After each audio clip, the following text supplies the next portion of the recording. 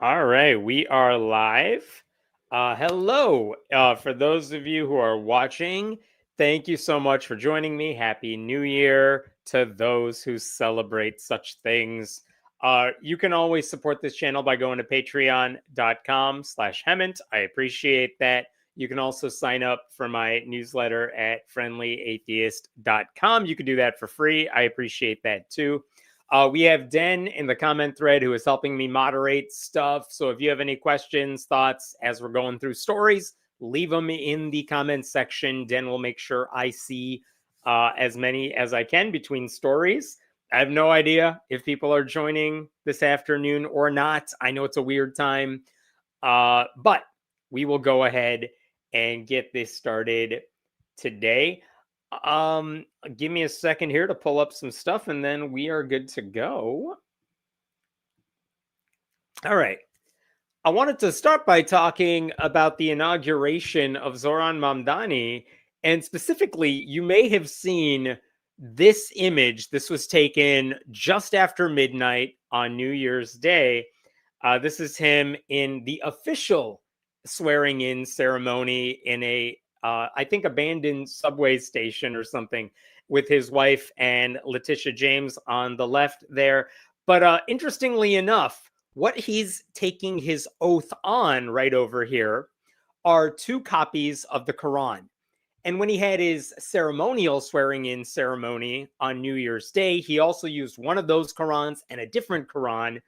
And basically, I wanted to talk about it because it is apparently infuriating a handful of Christian zealots who falsely think this is proof that Mamdani is going to impose his religious beliefs on New York City, which would be anti constitutional, to say the least. And also, these are the same people who think that's only okay to do when you're swearing in on the Bible. If you want to impose your religion after that, that's fine. But we can't let a brown person pull that off. But specifically, let me tell you what books he is using here. This is from the Associated Press. Mamdani will place his hand on two Qurans during the subway ceremony, his grandfather's Quran, and a pocket-sized version that dates back to the late 18th or early 19th century. It's part of the collection at the New York Public Library. That copy of the Quran symbolizes the diversity and reach of the city's Muslims. It's a small Quran, but it brings together elements of faith and identity. For the subsequent swearing in ceremony at City Hall, Mamdani will use both his grandfather's and grandmother's Qurans. The campaign hasn't offered more details on those heirlooms. So that's fine. Like, it's personal. It sends a political message too. It's a way to make it about both the improbable journey for him to become mayor of New York City, while also paying homage to a neglected community in the city he's about to lead. And look, I'll get this out of the way now. I'm sure some people are saying this in the comments already. I don't like the fact that any politicians swear in on a holy book. They shouldn't. Swear in on a copy of the Constitution if you want. Get rid of that tradition altogether.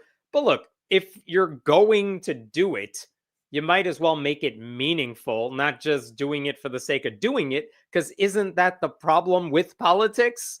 Too many people just doing what they think has to be done instead of finding new ways to break the system and do things people actually want, which, I mean, fingers crossed, that's what you hope Mamdani is going to do in NYC. But for what it's worth, I just wanted to show you, in case there's any doubt, like, is there something wrong with what he did outside of, I wish he wasn't doing that at all?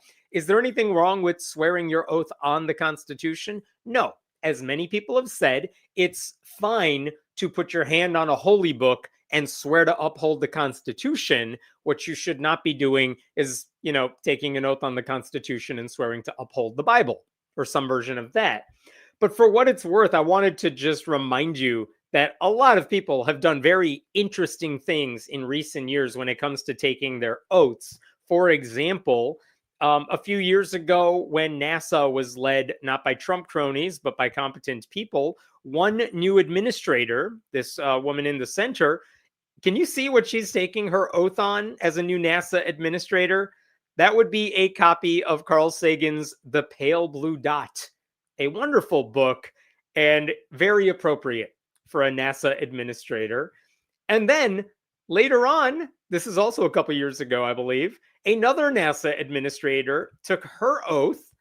And if you could zoom in there, that is Carl Sagan's Contact, which again, a wonderful book to take an oath on, especially if you are working for NASA. I love that. My favorite version of this is from a representative in Congress, Robert Garcia. He tweeted this. This is from 2023 when he was sworn in. Will be proudly sworn into Congress on the US Constitution. Underneath the Constitution will be three items that mean a lot to me personally: a photo of my parents, who I lost to COVID, my citizenship certificate, and an original Superman #1 from the Library of Congress. Which, oh my God, that is fantastic. You have the power to kind of get whatever you want from the Library of Congress. This is what you go for. That is badass. I love that one. There's also, I wanted to show you a couple more of these because they were just really amusing. This is just a headline from 2019 over here. If I can pull this up, there we go.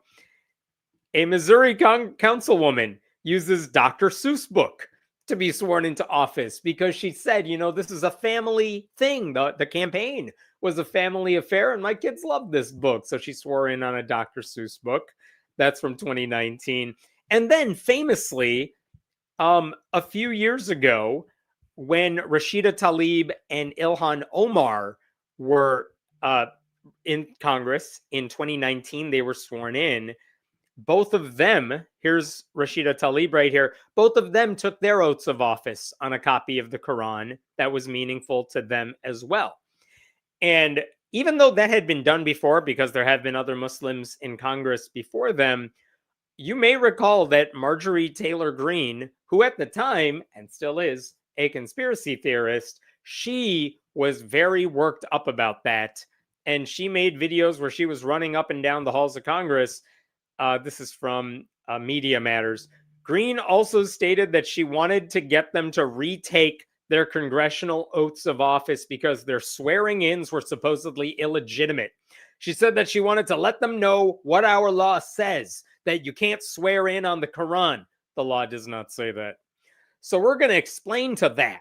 We're going to explain about how you can't swear in on the Quran, and we're going to have the Bible and ask them if they would swear in on the Bible. She added, when they swore in, it wasn't a law yet, right? I think at the time they swore in, that wasn't passed because it wouldn't have been passed in a Republican-controlled, So it was passed after they swore in. So they're not really official, I don't think. So let's go ask them to swear in the Bible. The hell is she talking about?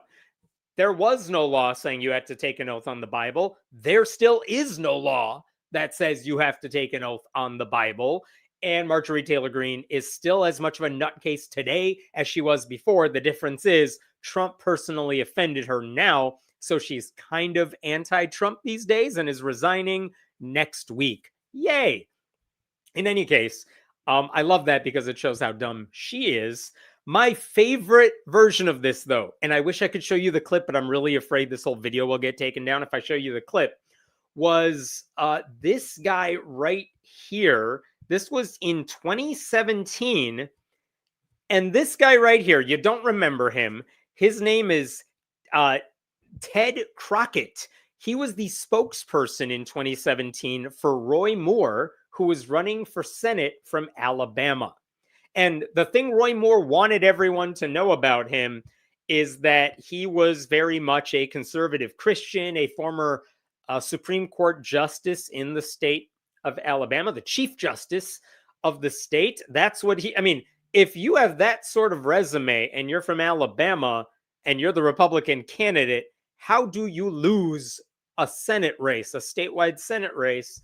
And then a month before that special election, because Jeff Sessions had taken a job with the Trump administration, they figured not a big deal. You'll just get a Republican to replace him. A month before that special election, the Washington Post came out with an article saying, hey, Roy Moore is a creepy Christian sex predator who goes after little girls. And it turns out that was enough. That was a lot for people, even in Alabama, to deal with. And Roy Moore ultimately lost that special election. And for like a few minutes, we had a Democratic senator from Alabama.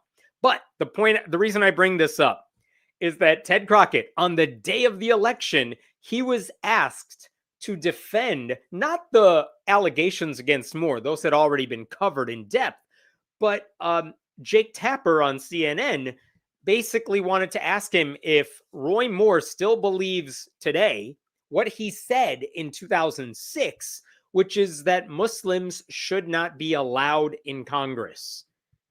And if you're the spokesperson for Roy Moore, the answer is, of course, he thinks Muslims could be in Congress.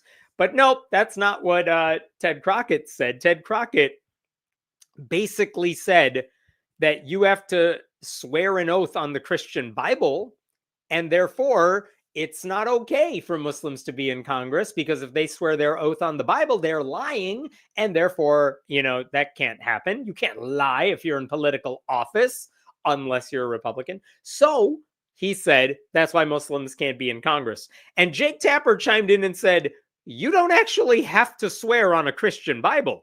You can swear on anything, really. I don't know if you knew that. You can swear on a Jewish Bible. You could swear on, and then Crockett interrupts to say, oh no, I swore on the Bible. I'd done it 3 times.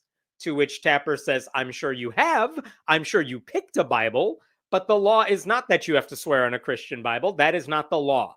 And then this dude right here, Ted, he makes that face and just sits there for several seconds because he's never been confronted with this reality before. That, wait, you mean you don't have to swear an oath on the Bible? You mean people lied to me? And he's just stuck in that pose for a while. And Tapper's like, you don't know that? And the dude just stays frozen. And then he says, Donald Trump did it when we made him president. And Tapper says, because he's Christian and he picked it. And then they just move on. Anyway, I just want you to look at this goober's face. He dumb. And then Roy Moore lost, and it was wonderful. The point is, no one in public office has to swear an oath on the Bible. That is tradition. It is bad tradition. No one should be swearing in on any holy book, in my personal opinion. But if you're going to do it, swear in on something that's meaningful to you. And if that happens to be the Bible, fine. I don't care if you swear on the Bible as long as you're pledging to uphold secular law. But honestly, if you're not Christian or you're not like a devout Christian, why are you doing that? I mean, I'm sure you just don't want to cause any ruffles anywhere. You don't want to ruffle any feathers anywhere. But like, why? Why do that? Do it on a book that's meaningful to you. Choose your favorite novel. Do it there. One of the things that happened after Zoran Mamdani took his oath on the Quran after midnight on New Year's Day is people on the right started flipping out. This is Tommy Tuberville, the senator from Alabama, who now wants to be the governor of Alabama. He shared the headline, Mamdani will be first NYC mayor to use the Quran at a swearing in, and he says simply, the enemy is inside the gates. Like, Jesus, that's the sort of blatant racism and bigotry that didn't cause any headlines, as far as I could tell, about Tuberville. That sort of racism we just now accept from Republicans who are running for high office. That's how shitty the Republican Party is these days. But he wasn't the only one. This is I'm sorry to have to share this, but this is a comment from Dave Bratt, who is a former congressman who told Steve Bannon, the New York Times gushes that Mamdani's inauguration brings a special first rooted in tradition and piety. Which tradition? Which piety? The U.S. Constitution protecting Muslim minority rights was primarily drawn from the book of Deuteronomy. Now show me where the Quran has inspired any major document on democracy or human rights. All of that's a lie. Our laws were not primarily drawn, or even not primarily drawn, from the Bible, much less Deuteronomy, which is full of really shitty ideas. So Bratt has no clue what he's talking about. There was this awful tweet from Islamophobe Pamela Geller, which just look at this awful one. Not only does she include a picture, the famous picture of a man jumping on 9/11, But she says at midnight on New Year's Eve, the full circle symbolism is stark. A city scarred by jihadist terror inaugurates its mayor with a Quran oath. A dire omen for a city already in free fall. Jesus Christ. Mamdani was like 8 or something when 9/11 happened. Also, he had nothing to do with it. He just brown. Like, I don't know how to tell racists that not all brown people support 9/11. Not all Muslims support 9/11. In fact, just about all of them, like damn near every one of them, opposes it. What the hell are you talking about? To equate the two is just straight up racism, or bigotry, or whatever you want to call it. Then there's Laura Loomer, that racist and friend of Trump, who says this: of course, Mamdani will be taking his oath of office on the Quran, a shocking sight given New York's history with Islamic terrorism. Why? Why would it be shocking for a very liberal dude? I don't understand this. I don't understand many things about the right, but I don't understand how they could say this is opening the door to like Islamic Sharia law craziness while also attacking Mamdani for being so liberal that he's a democratic socialist and he's appointing a gay person to be the head of the fire department. Like, which one is it? Because I promise you, the Sharia law people are not fans of the LGBTQ community. You can't have it both ways, but logic is not their strong suit. There was one other thing I wanted to show you. You know what none of these people mentions? Here's an article from January of last year after Donald Trump was sworn in. Trump doesn't place hand on Bible during swearing in. That's from January of 2025. Did they forget about that one? I feel like if any mayor just didn't place their hand on a Bible, even if they said they were going to take the oath on the Bible, I feel like they would be mad about it. But when Trump does it, nothing matters anymore to the right. They don't care about hypocrisy. I just wanted to remind you that Trump did that, and maybe he was afraid the book would just burn up if he did it. Needless to say, what Mamdani did is not illegal. It's not even that unusual to take an oath on whatever holy book you happen to believe in, or another book altogether. But conservative extremists with no knowledge about what the Constitution says or how anything works, or any awareness that we have more diverse public officials now, and a lot of people have been pushing back on that idiotic tradition of taking an oath on a holy book. They have no idea any of this is happening. So the bottom line is there is no threat posed by a Muslim mayor who takes an oath on the Quran. He is very much a liberal. I hope he does super liberally things. I saw the inauguration. I'm filming this on New Year's Day. I watched his ceremonial inauguration in front of City Hall. It was beautiful. Like all the people speaking there. I have no emotions and I was getting weepy. That's how amazing it was. I don't know how much of the stuff he's promised he can live up to, but I hope he tries. I hope he like does whatever he can to move fast and break things because things are broken. But the one thing I'm not worried about is that this Muslim mayor is going to threaten church-state separation. No, we got to look to like the Christians swearing in on the Bible. Those are the people who don't actually care what the Constitution says. Not all of them, but many of them. Anyway, for what it's worth, the Constitution requires officials to uphold the law. It says nothing about placing your hand on a holy book. There's no reason to keep that tradition alive, especially when we live in a country where the largest single religious demographic are people with no religion. So the outrage is hilarious to me. They're not defending the Constitution. The people criticizing Mamdani, they're not defending the Constitution. They're showing they don't understand it. They don't know what the Establishment Clause means. They don't understand the part about how there's no religious test for public office. They don't know the difference between using a personal symbol in a ceremonial oath and actual governing, which is really all that matters. And maybe that's the result of Christian nationalists constantly scaring people into thinking if you elect non-Christians, only bad things will happen. And that's the rhetoric they are all spewing now.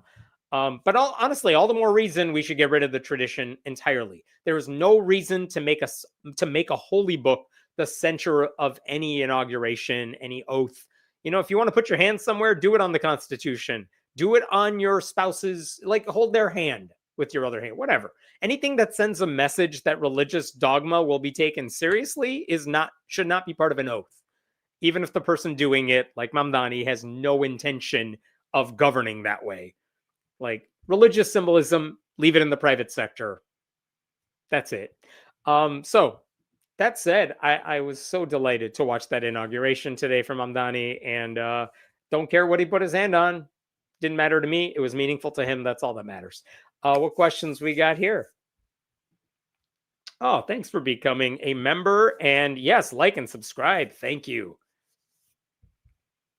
I want someone to stand up there and say, I work for you. And if I'm not getting the job done, I expect you guys to hold me accountable. That is all that is needed in a democracy. For what it's worth, I think that is essentially what Mamdani said today, and plenty of other Democrats have said the same thing, and plenty of other Republicans have lied and said exactly that too. So that is always an important thing to hear. And I don't think Trump said anything like that. Or if he did, it came with fingers crossed or something.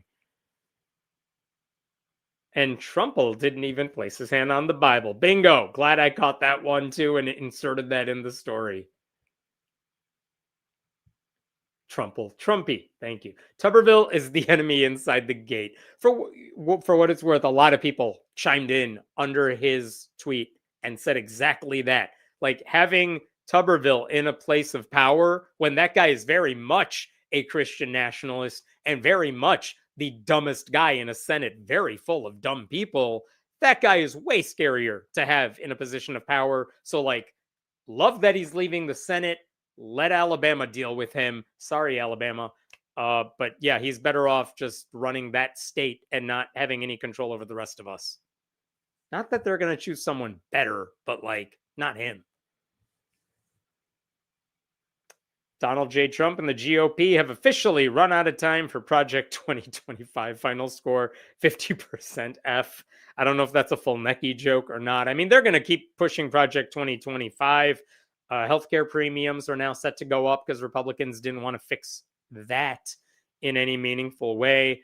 Why are we giving them a 50%? There is a website somewhere that keeps track of how much of Project 2025 has been fulfilled. And it's a lot.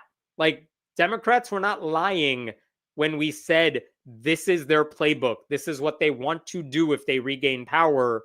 Like I've never been more upset to be more right.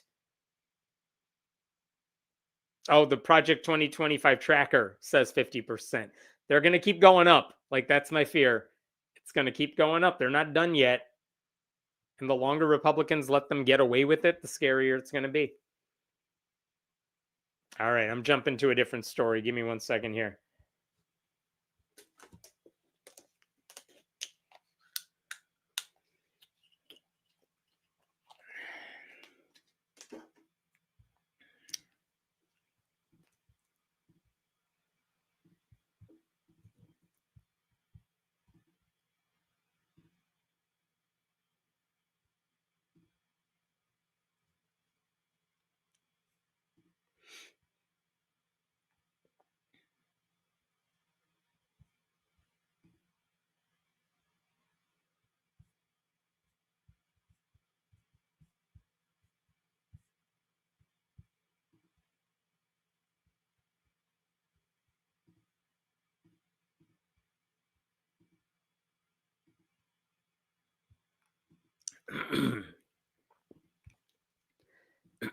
All right, let's talk. I have to show you this guy right here. His name is Josh Whitlow. He is the lead pastor at Heights Church, like high up, Heights Church in Glen Allen, Virginia. And this is one of these fast growing mega churches. And Josh Whitlow is their pastor. He's been their pastor for a while. And the reason I want to bring him up is because, there are always people, especially atheists, who leave church and just never come back. They've decided they're done with church. But rarely will you see someone leave a church and they know where all the bodies are buried, and then they decide to go to a reporter and say, I know where all the bodies are buried. Here's proof. And that is what just happened at Josh Whitlow's church. Because this is an article from the Richmond Times-Dispatch. This is kind of amazing. This is the headline from very recently. A Richmond pastor is building his megachurch, preaching his mentor's sermons. It's like, wait, what is that all about? I will show you in a moment. But look at this paragraph right here. This fall, a former member of Whitlow's congregation at Heights Church reached out to the Times-Dispatch, claiming to have found more than 100 sermons delivered by Whitlow that appeared to be copied from other sources, primarily prominent evangelical pastors. Holy crap. So some guy from the church, someone from the church contacted the reporter and they said, this dude plagiarizes all the time. And by the way, I have proof of it. And they said this fall. This article was published last week, which means it took a couple of months before that email to the reporter became an actual article. But in that time, the newspaper dug into that story. And by the way, kudos to the reporter on that story, Luca Powell, dug into this story, found the videos in question, and I'm going to show you a couple of them right now. Before I do that, let me show you this. This is the YouTube channel where when that article went live, so did this YouTube channel. It's called Stealing Sundays, at Stealing Sundays, and literally all it is a whole bunch of compare and contrast videos of here's a preacher and here's Josh Whitlow preaching the exact same thing. There are so many of these videos. So I'm going to show you a couple examples of these right now. Let me give you an example of the videos you find on that website, on that YouTube page. For example, in 2010, there is another pastor named Chris Hodges. He runs a megachurch in Alabama called Church of the Highlands. And he gave a sermon, and I will show it to you in a second. He gave a sermon that involved him joking about not being the best student when he was younger. So he talked about being a C student. You know, where are all my C students at? And he also said his son is an A student. And because of that, he really doesn't like his son, which is sarcastic. But he tells a story about how one day his son came home with a report card and he was all distraught because his son got a B. And then Hodges says, well, that ain't nothing. I never got a B in my life either. That's the joke. Let me show you that clip. And I know I really gave it away here. I won't give away the next thing, but check out this clip. This is, again, Chris Hodges saying this in 2010. So afraid. I mean, I worked hard my whole life for C's. Come on, anybody out there? Come on, where my C people at? Yeah, baby, yeah. Love you, man. I love you. You can't stand them A people, right? You hate them, right? It's like, what's up with them A people? I got one of my sons is extremely smart. He's one of them A people. Can't stand it. Really just can't stand it, you know? And because they come around all with their A's and it's like, I'm working hard and they do it by accident. Can't stand people like that. It's just like, it's not fair. It's not really fair. In fact, Michael is on an academic scholarship at the University of Alabama, and he's there just, making his A's and all this kind of stuff. Made a 33 on his ACT to get in school, and just brilliant, And when he came home with his final report card from high school, last report card, he had never made a B in his life, and he walked up to me and said, look here, Dad. I never made a B in my entire life. I said, that ain't nothing. I never made a B in my life either. So just shut up. Just get on out here with your nasty self. I don't want to hear that. So that's Chris Hodges telling that story in 2010. I don't know how much of that is true, how much is exaggerated for the sake of telling a joke in the middle of a sermon. But again, 2010, Pastor Chris Hodges.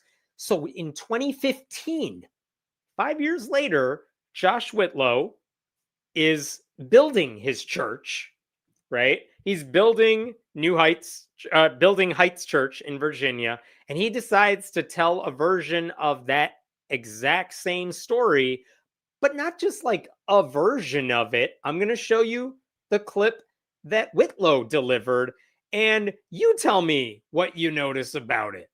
And it was very, very frustrating because my brother Charlie, he's brilliant. He made straight A's all throughout school, like effortlessly, like straight A's. Where are my C students at? I got any C students in the house? Come on.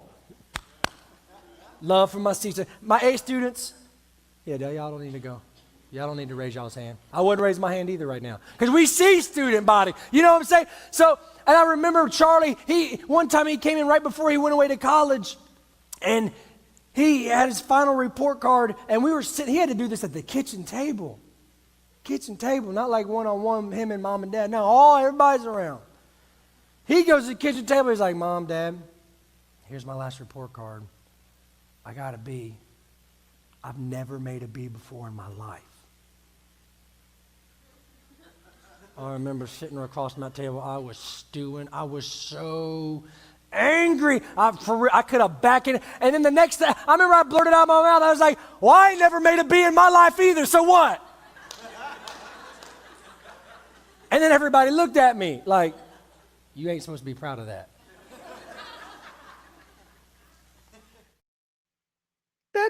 That's not just the same idea of the story. That's the same story down to like giving a shout out to the fellow C students, telling the same punchline at the end. I mean, a couple of details changed, but that is straight up plagiarism. And like, I'm not showing it out of context. He did not give credit to Hodges for any of that.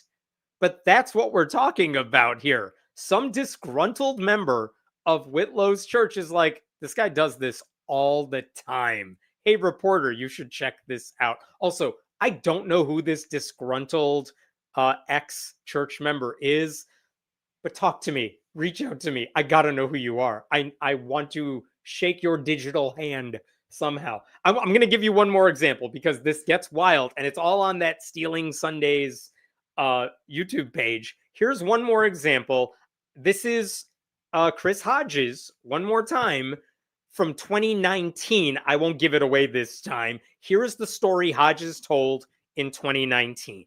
This is a longer clip, but you'll see why it's important to play the entire thing in a second. So when I got saved at 15 years old, I asked my parents, I said, I need to get out of this secular school. I want to go to a Christian school. Only to find out that when I got to the Christian school, they ain't got no Christians there, right? You know, so thought they would, but it was just Christian school in name only. And this was the church where I gave my life to Jesus, and they had a Christian school, Bethany Christian School. In fact, I started messing around, just doing jokes and pranks at Bethany Christian School. And got caught. Me and 3 other guys got caught doing this terrible prank in our school. And Tim lined us up. Some of you older folks know what that means. And he got out what young people, it's called a paddle. Okay, a paddle is wood and it's got holes drilled in it. And you assume the position, right? That's what you do. And this coach, math teacher, Tim Spurlock, who's on our staff at Hollis College today, one of my best friends, paddled me. Like, it hurt. And I got madder. But then he came alongside me and wrapped his arms around me and said, you're better than this. It's time for you to be a leader. And he spoke potential and life. And he saw some stuff on the inside of me, and I believed him. He says, here's what you're supposed to be doing. You're not supposed to be doing pranks. You're supposed to lead this Christian school back to Christ. How about you lead a revival? And I took him at his word. And in my senior year at Bethany Christian School, I got voted most Christ-like because we had chapel services, 1-hour chapel services that would go 2 and 3 hours because the presence of God was falling so strong. And the Christian school became full of Christians, and a bunch of people got saved because God was looking for someone just to step up and take the lead. Are you hearing me? Okay, I don't know why you want to be friends with the dude who paddled you. I don't know why people are laughing. The bar for Christian comedy is extremely low. And I also don't know why anyone goes to church every week to listen to shit like that. But that's not the point here. That's the sermon, a part of a sermon delivered by Chris Hodges in 2019. I will now show you a sermon that our buddy here, Whitlow, Josh Whitlow, delivered like this past summer. Okay? this past summer. Tell me if you spot any similarities here, all right? I can remember when I was in 8th grade, I went to a Christian school. I'm not going to say the name of the Christian school, but it was supposed to be an all-Christian school. I went there only to find out there weren't no Christians in it, but it was a Christian school. You know what I mean? It was Christian in name only. I'm an 8th grader. I'm about to be a freshman in high school. I get in trouble with 3 of my buddies. I get suspended, and because I got suspended for 3 days, it automatically qualified me for not just a suspension, but also for a spanking. And as an 8th grader, I never forget. I had to go into the principal's office and like assume the position. And like, but why? I'm about to get paddled as an 8th grader. And I'll never forget, they spanked me. Oh, and they disciplined me, and I got more angry. Oh, I was hot. I remember my youth pastor grabbed me. I mean, I'll never forget this. Talking to me, he said, Josh, in 1 year, you're going to be in high school. And your responsibility is to make sure that not only you live for God, but everybody else around you lives for God too. And if you thought it was hard now, wait until you go to a public high school with 2,500 other people. And I started as a freshman. We started a Bible club called Young Blood. Can't do that today. But can I tell you something? My senior year, Young Blood was the largest club that you could participate or sign up in the whole entire high school. What the hell? like either the same thing happens to every student at a Christian school, or Josh Whitlow is just straight up stealing personal life anecdotes from Chris Hodges, which is just a very weird and very specific kind of plagiarism that is wild. As one commenter has already pointed out, what do you expect from a C student? Which is fantastic. But this is the sort of thing. This happens all the time, apparently. And some ex-church member is like, there's hundreds of these, and share them. And again, that YouTube page, Stealing Sundays, is full of all these examples. Not only this, what I just showed you, there are videos where both guys talk about having panic attacks, where both guys talk about buying not 1, but 2 cups of lemonade from a neighborhood lemonade stand. Both guys talk about almost stepping into a fake cab, but then thankfully they were warned, like, you don't do that. That might be dangerous. You don't, like, let me help you out here. Both guys talked about having the same thoughts during a traffic jam. And when I say both guys, I mean Hodges said it first, Whitlow said it later. Sometimes it's a few months later, and sometimes it's many years later, but it happens all the time. There is also evidence of Whitlow stealing a joke from the comedian Jim Gaffigan. There is evidence of Whitlow stealing from hate preacher Mark Driscoll. Other videos where he's stealing from pastors Andy Stanley and Robert Morris, who are big names in the evangelical world. Like, none of this is an accident at this point. This is just how the guy does his sermons. He has nothing original to say, and yet he's like, but I gotta lead my flock, so let me just steal what other dudes have said. And again, if you're stealing from people, why are you stealing from these guys? These are not great stories to tell. It's weird. But, like, I guess if all of this happened in the span of like a week or two where Josh Whitlow was super busy, maybe you could make up an excuse for why he was doing this. It wouldn't be acceptable, but like, I get that. But no, this has been happening for so many years now. This is just how he operates on a regular basis. You know what I mean? He finds what other people have said. He steals it for himself without giving any due credit, even when they involve personal anecdotes. And the thing is, there are some pastors who have said very, very loudly, I want people to steal my sermons. I want people to share my message. That's the point. By the way, I have my newsletter. When I write these stories, I ask people, hey, if you want to pay for it, you could pay for it, but I make it free for anyone to read. Why? Because I hope you share it. If people can't read what I'm writing, why the hell am I doing anything, right? So I don't mind if people use it. I have heard from podcasters who are like, please don't stop writing it, otherwise we will have no source material for our podcast. And I'm honored by that, because I like when you use my material to do whatever it is you're going to do, make videos, make podcasts from it, give me credit where it's due, but that's it. That's all I want, right?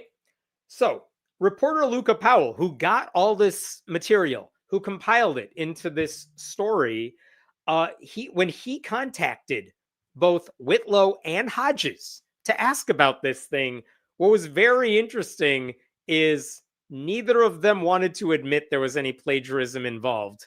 And check this out here. Representatives for Whitlow and Hodges suggested that any borrowing by Whitlow is being done consensually, even if the material is being presented as his own to his congregation. A representative for Whitlow stopped responding when asked if Stanley and Morris, the two other preachers he was stealing from, also consented for him to use their material. Sure. Weird that you just stopped answering the emails after that one. So that's interesting. It's being done consensually. And as we all know, conservative Christians are very good on consent. This is also interesting. In an emailed statement, the executive director of Whitlow's church said the material was used with Hodges' consent. Okay, let's hear this one. Pastor Chris, who is a mentor and friend of Pastor Josh Whitlow, has encouraged him and many others to use his content when it is helpful. Pastor Josh and the team, I'm just going to stop there for a second. Pastor Josh has a team, and he's still plagiarizing. How do you plagiarize when you have a team of people working around you? Have one of them write your damn sermons at least. Anyway, Pastor Josh and the team here diligently pray about message themes, series, and content that would benefit our congregation. And sometimes that may include content researched and written by other pastors, said Brandon Whiting, the executive director of Heights Church. Holy crap, let's think about that one for a second. These men all get together at church to pray about what the sermon should be, and God says to them, steal. Like, how does that work? Like, is the prayer not working? Is God giving you bad advice here? Or is everyone at this place just involved in a giant cover-up at this point? It is wild. That makes no sense whatsoever. But here's the thing. If you watch this, like the full sermons from Hodges and Whitlow and all that, like, it is very clear that Hodges has a framework for the sermon. And he's like, I got to say these 5 things. And in each of those 5 things, I'm going to mention the Bible and what it says. And I'm going to introduce a humorous anecdote. That's what Hodges is doing. And so Whitlow is stealing verbatim the 5 points to make, which I'm sure Hodges is totally fine with. But then he's also stealing the personal stories to emphasize those points, which I'm pretty sure, even in Christian circles, is not what they intended. So what did Hodges' church say about all this? A spokesperson for Hodges appeared to confirm that the sermons were being shared consensually, stating that Hodges encourages other pastors to use his content. Pastor Chris Hodges has always made his teaching content available to pastors and churches to help resource and support the broader body of Christ, said Izzy Goodman, the creative director for Hodges Church in Alabama. Many pastors choose to draw from these publicly available messages as a resource in their own study and sermon preparation. And I'll pause there for a second to just say, all of that, everything in that paragraph tracks. Like, that actually makes perfect sense to me. A pastor with a lot of experience says, I'm preparing all these sermons. I want the message to spread. Use it. Use my notes. Use my outlines. I don't think he meant steal everything I'm saying, including stories that I'm drawing from my own life. And then, this is interesting. Goodman did not answer when asked if Hodges expected his pastors to tell their congregations if they were using his stories. So they stopped answering the emails too.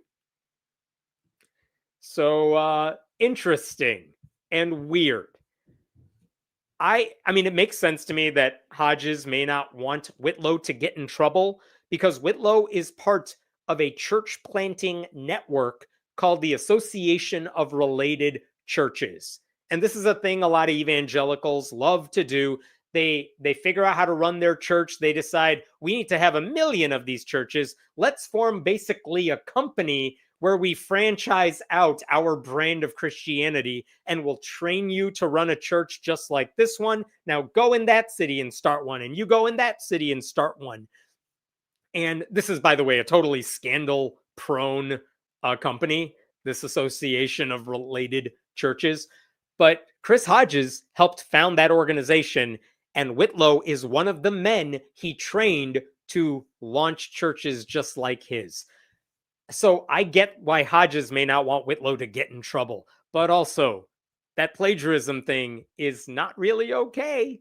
And I'm not sure Hodges is defending anything Whitlow's doing there. Like, notice how they talk about it.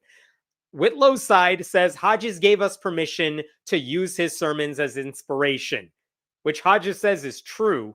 But at no point does Hodges say people have blanket permission to lift his speeches and life stories almost verbatim and pass them off as their own. Like, I have seen stories recently about pastors using ChatGPT to write their sermons, and that is kind of hilarious. But like, this is so much worse than that, right? There's a world of difference between using someone else's sermon as a template and then stealing the actual illustrations used. All Whitlow had to do is give proper credit if he wants to use someone else's story. Instead, he made it sound like everything he said actually directly happened to him. Like, did this guy even go to 8th grade at a Christian school? Did he actually get paddled? Was he actually a C student? I don't know what to believe and what not to believe. I mean, he's a pastor, so my default is don't believe anything coming out of their mouths. But the point is, Whitlow lied.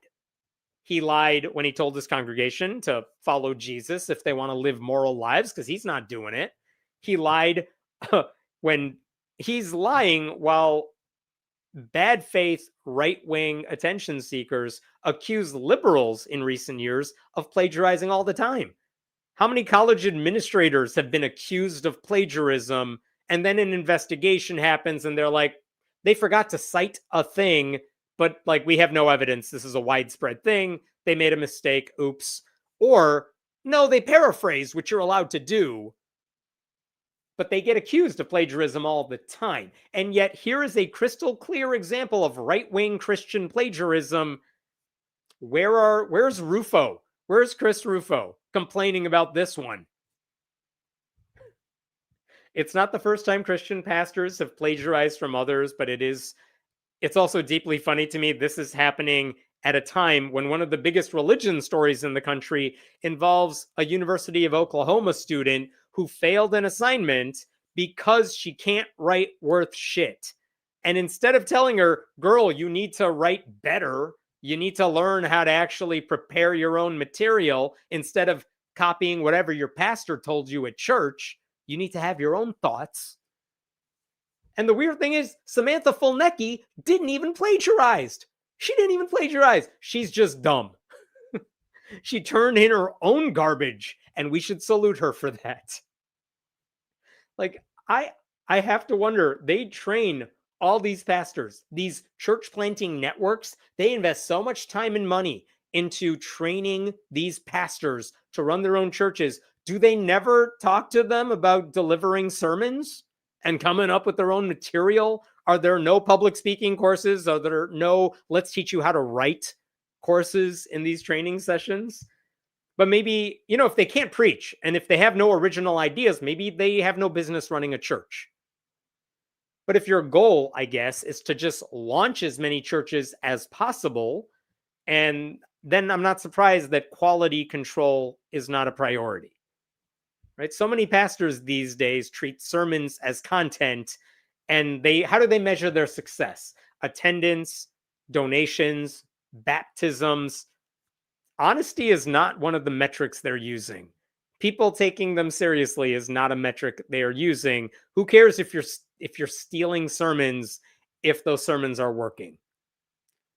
So the irony is there is now a generation of Christian pastors and Christian leaders who preach about the value of authenticity, but they're quietly outsourcing it and just stealing these sermons. I know this is not the biggest problem in the evangelical world right now, but it does show you how people with unoriginal thoughts, especially on the right, are routinely elevated because they talk about Jesus. If Josh Whitlow was a professor at a public college and not the pastor of a Christian church, he would have been attacked by the right by now. And if his own congregation doesn't care about this, and for what it's worth, in the past, since this article came out, I have not seen any indication that anyone in the church gives a shit about any of this. Like, does it matter? Maybe not. Like, that's why people like us outside their bubble need to call it out. Because in any other profession, if you're a journalist, in academia, if you're a comedian, if you're in politics, this would be treated as career-ending fraud. The only reason it's going unpunished here so far is because we're talking about a Christian pastor and the rules that apply to the rest of us don't apply to them, right? Conservative Christians, as we've seen so many times on this channel, love using their faith as a shield against accountability. It's okay when they do it because they're Christians. I mean, we're living in a country where Republican leaders right now face no accountability, largely because they pay lip service to Christianity. So even white evangelicals, they're not holding Republicans accountable. Republicans are not holding other Republicans accountable. I mean, if you say Jesus, it's a guaranteed way to know that GOP voters are never going to hold you to task for anything you do. Corruption, incompetence doesn't matter.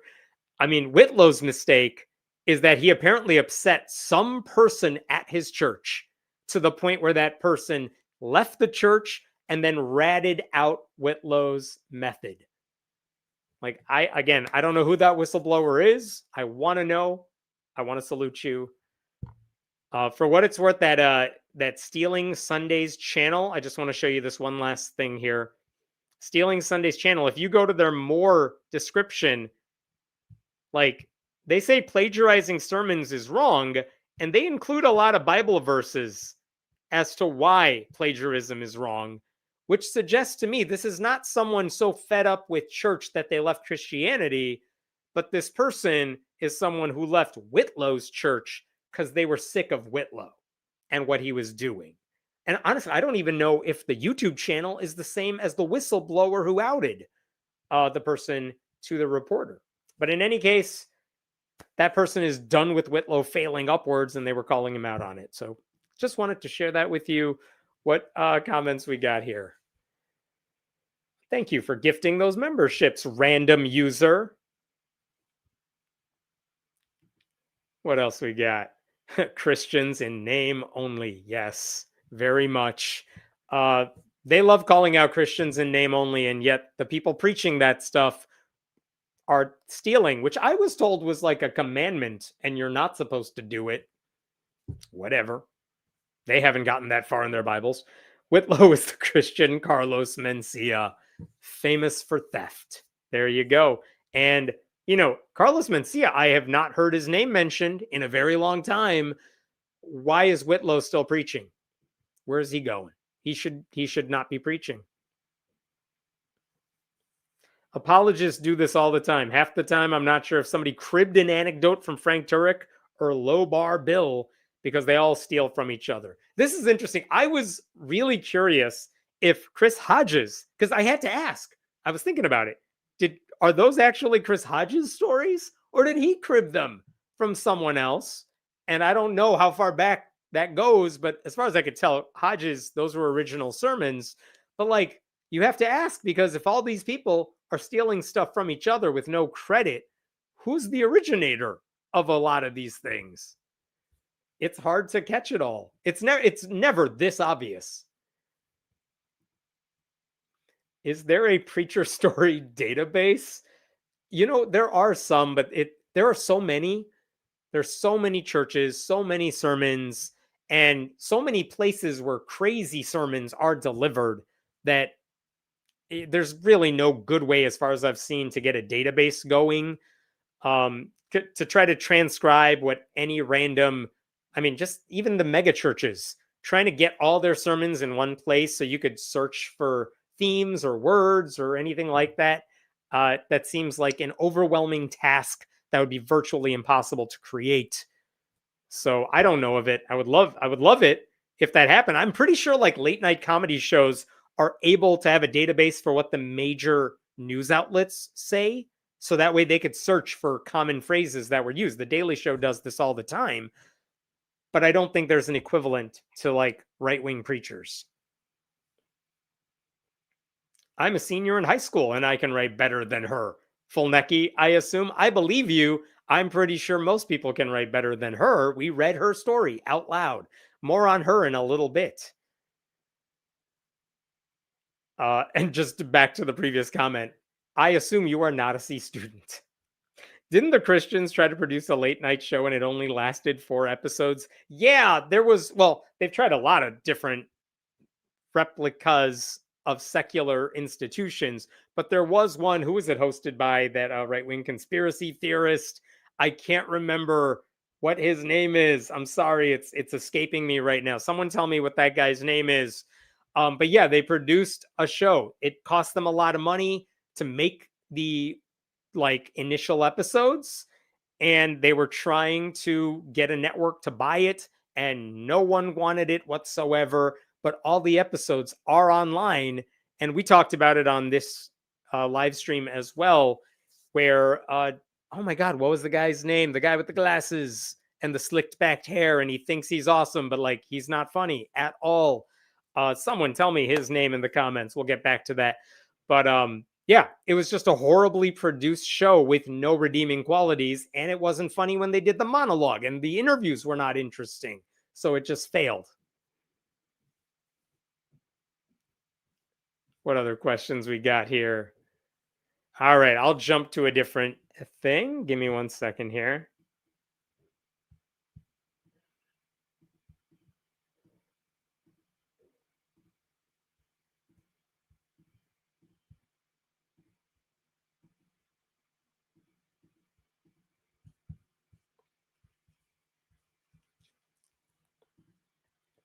Metaxas, Eric Metaxas, that's who it is. Thank you.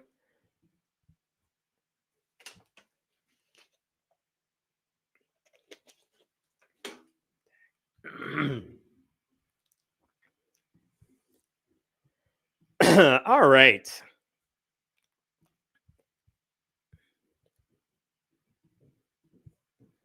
So I've spent the past couple of weeks talking about Samantha Fulnecki. She is that University of Oklahoma student. Just to give you a quick recap, she received a 0% on an assignment in which she was supposed to write a response to a scholarly article, but instead of grappling with anything that article said, and the assignment's rubric was loose enough that students could have talked about damn near anything connected to the article as long as they actually discussed what it said, she turned in a 4-page sermon that just lashed out against trans people, promoted traditional gender roles, suggested that bullying kids was sometimes okay, and she, more importantly, never actually responded to anything the article actually said. She saw the headline, she's like, I know how to trash trans people because this article is about gender identity. And then she did that, wrote up her paper in 30 minutes, she said in an interview, before she went out with her friends to go see a show somewhere. And that was it. Like, she admitted she did not read the article at all. She got a 0 on it. Then she whined about it to the governor, because that's what Christians do when they get a low score. And then, like, Turning Point USA, the college chapter of it, they put up screenshots of her essay, and everyone realized, oh, shit, this girl can't write at all. This is embarrassing. This is not a flex. Like, she didn't do the assignment. But the University of Oklahoma has now caved. They said the 0 will not be used against you. We're tossing that from your grade. And also the teaching assistant, the grad student instructor for that course who gave you the 0, we're not allowing her to ever teach at this university again. That's where we're at right now. But the reason I bring this up is because she's in Oklahoma. Samantha Fulnecki's from Oklahoma. But 2 Florida Republicans have now introduced a bill that would make sure that what happened to Samantha never happens to any Christian ever again. You might as well call it the Samantha Fulnecki Act.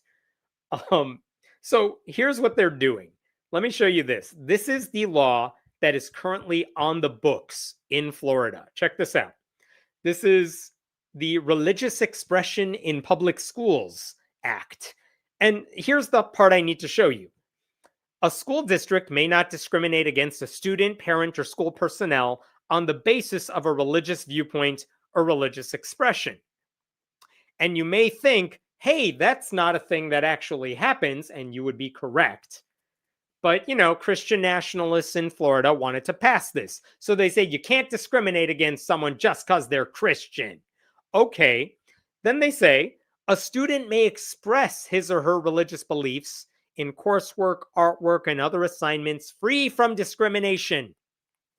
A student's homework and classroom assignments shall be evaluated regardless of their religious content based on expected academic standards related to the course curriculum and requirements, yada, yada, yada.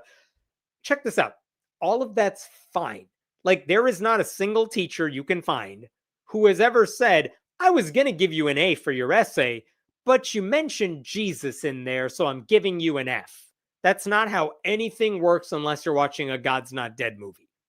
So this is not a thing that was happening. This is not a thing that needed to be fixed. But the thing I want to point out here is this law is pointless because it was never happening. And the law even says if what they're getting at is if an English teacher says, write an opinion about what gives you meaning in life, and a student turns in a paper that says, my faith gives me meaning in life, a teacher cannot say, you're not allowed to talk about religion, so I'm giving you a bad grade. Like, not only is the response okay, like the teacher just has to grade you on, did you do the assignment? And in that hypothetical case, that student did the assignment, assuming they did everything else you have to do with it. So it's not a problem. It was already happening. Like, you can always bring up religion or atheism or whatever you want, as long as you're doing the assignment. Notably, what you can't do is if a teacher says, solve this integral for a math class, and you say, God, the teacher can still fail you because you haven't done the assignment and you haven't done the academic part, the thing you were supposed to do. So this is the thing. This is a dumb law because this isn't a problem that needed fixing, but also it's a dumb law because it doesn't stop anything from happening. All of this was already happening. No one was discriminating against Christians. But this is the law that's in the Florida books.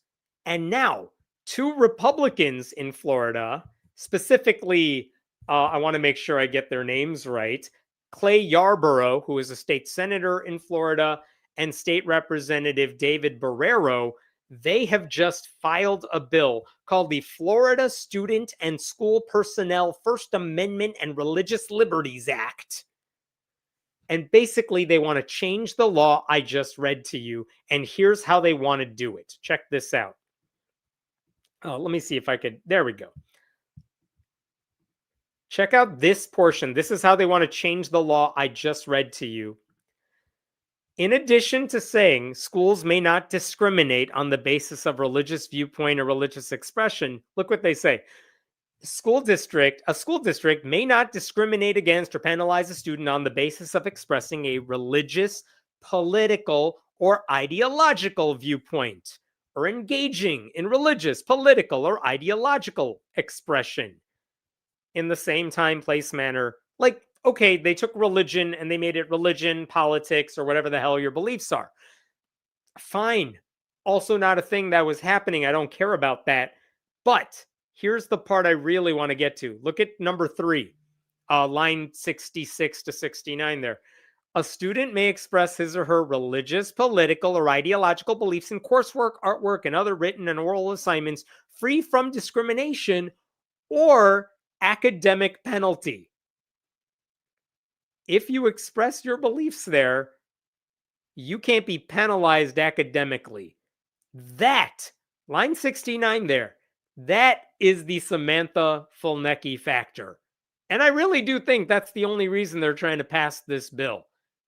because you didn't really need to put the political or ideological bits in there. That's already in the law. You can't punish a student for their beliefs. So I don't know why you need the political or ideological bits in there. But the whole point about no academic penalty for a student who expresses their views is ridiculous, because you are now creating an environment where if you can't do the academic work, all you have to do is inject your religion or politics or ideology. And now if the teacher punishes you, the teacher could get in trouble for it. And that's what these Republicans appear to be doing here. Like, if the goal is to prevent what happened to Samantha in the state of Florida, I think these lawmakers, these Republicans, think it's never going to happen in Florida because we're passing this bill to make sure it doesn't happen to you. But I don't even think that would work, because as critics have been saying for a long time now, Samantha Fulnecki was not given a 0 because she's Christian. She wasn't given a 0 because she's conservative. She got a 0 because she didn't do the work. She didn't respond to the things she had to respond to. So if she's getting a 0 because she didn't do the damn assignment, how would this Florida bill protect her? I don't think it would, right? So you can argue that Samantha shouldn't have gotten a 0. She should have gotten like a 50%. She did respond. She met the very loose criteria. I would argue she did not. But she freely admitted she didn't read the paper. So here's my question. Let me try to clean this up here.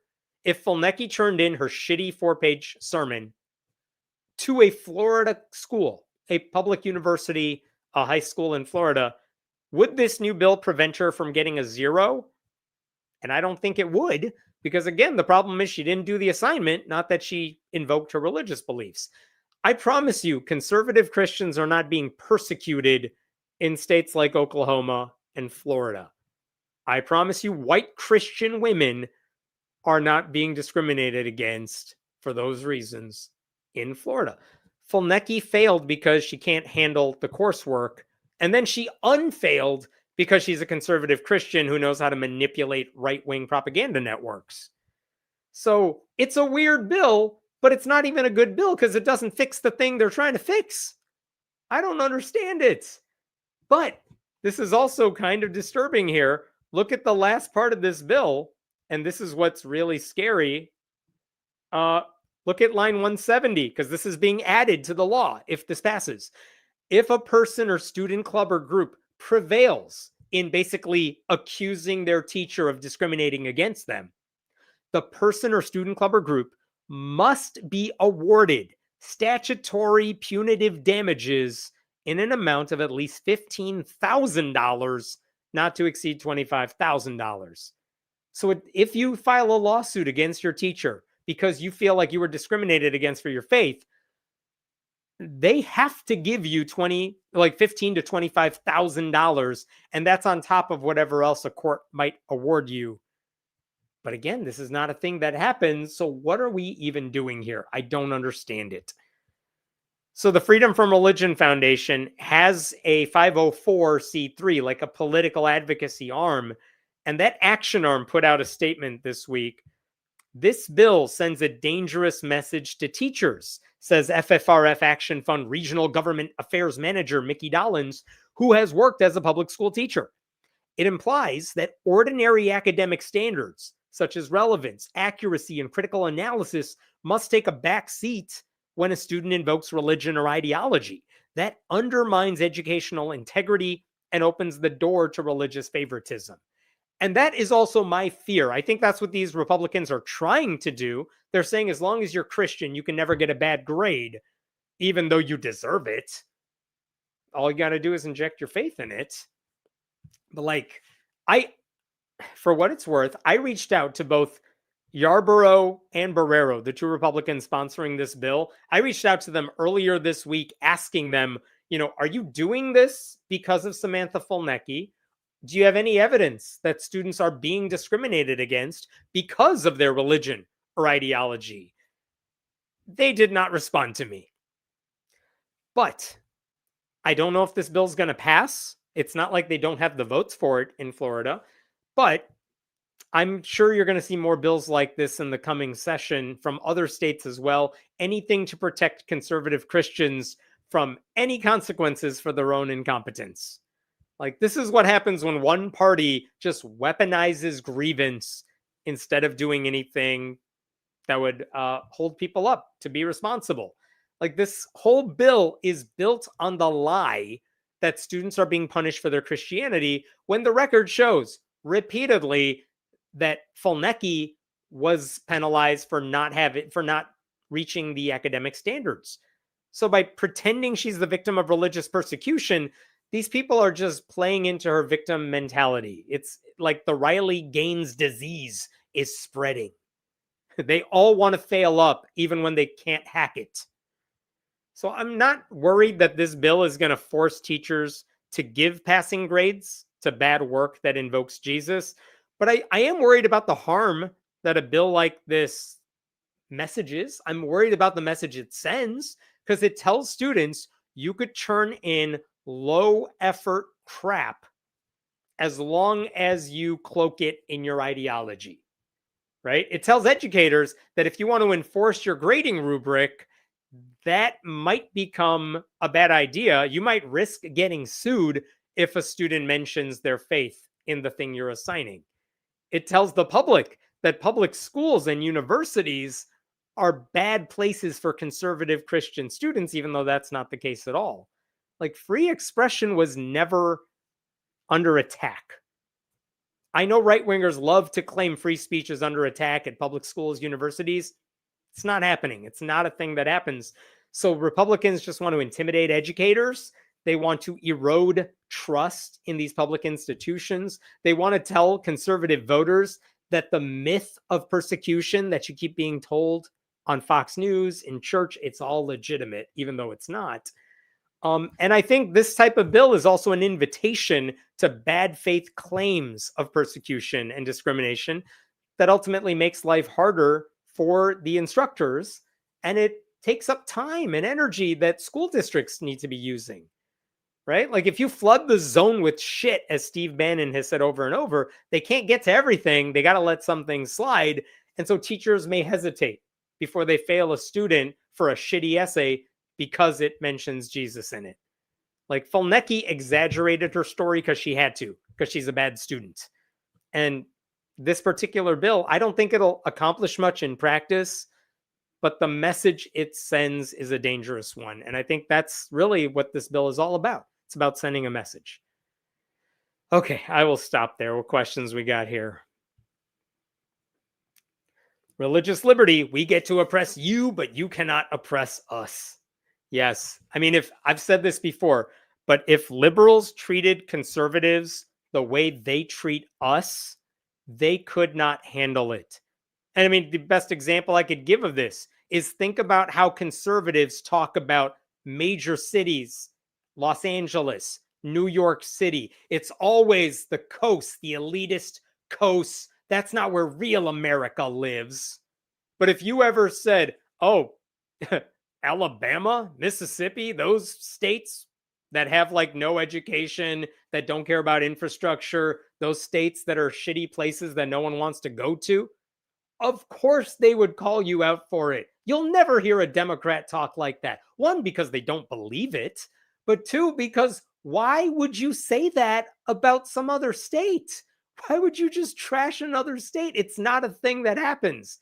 That's what I mean. If liberals treated conservatives the way they treat us, if they said the things about conservatives that they routinely say about liberals, they would flip out. They could not handle it. It doesn't happen. So they have to project. All right, what else we got here? And what they fail to realize is the non-discrimination in their bill protects expressions of all faiths, not just Christianity. Right, like I'm all for non-discrimination clauses, but that's already in the law. You can't discriminate. So if you want a bill that says you're not allowed to, okay, fine, but that was already the law. You don't need that. But again, the only people taking advantage of these rules that apply to everybody are conservative Christians. You don't see Muslim students whining to any media outlet when they get a 0 on a paper because no one is as thin-skinned and bad at school as conservative Christians like Fulnecki. Is there a limit of cases per semester? No. As far as I could tell, there was nothing in the bill that set a limit to how many times they could complain. What's to prevent students from including a religious statement in every assignment as insurance? I'm sure the lawmakers will just say teachers are allowed to give you the grade you deserve academically. They just can't punish you if you include faith. But again, where's the line drawn? Samantha Fulnecki did not do the assignment, and that's why she got a 0. But conservative media wants you to think she got a 0 because she mentioned her faith. So who gets to decide that line? That's the murky gray area that these Republicans are trying to take advantage of. If the bill can't also apply to atheism, isn't it unconstitutional? I mean, I think the bill would apply as an ideology to atheism too. You can't get punished for mentioning your atheism, but again, it's not a thing that happens. So that's not the concern for me. I guess I gave someone a B in a 2-year school who wrote an entire essay about how women shouldn't be professors. He wrote it with citation and all proper formatting, C, and then his was acceptable, B. Gave because it really should be a B minus. Again, if they're doing the assignment but they have shitty ideas, you can give them the grade they deserve for their shitty paper. I mean, again, I firmly don't believe public schools should punish anybody for their shitty ideas, but you can hold them to academic standards and grade them accordingly, and that's fine, and that's what they're supposed to do. But that's what happens. That's what Mel Kurth was doing at Oklahoma when she gave Samantha a 0. So, I'm not bothered by that. Just do the work. It's not that hard, whether you're writing an essay or writing a sermon. All right, jump into another story. Give me a second here.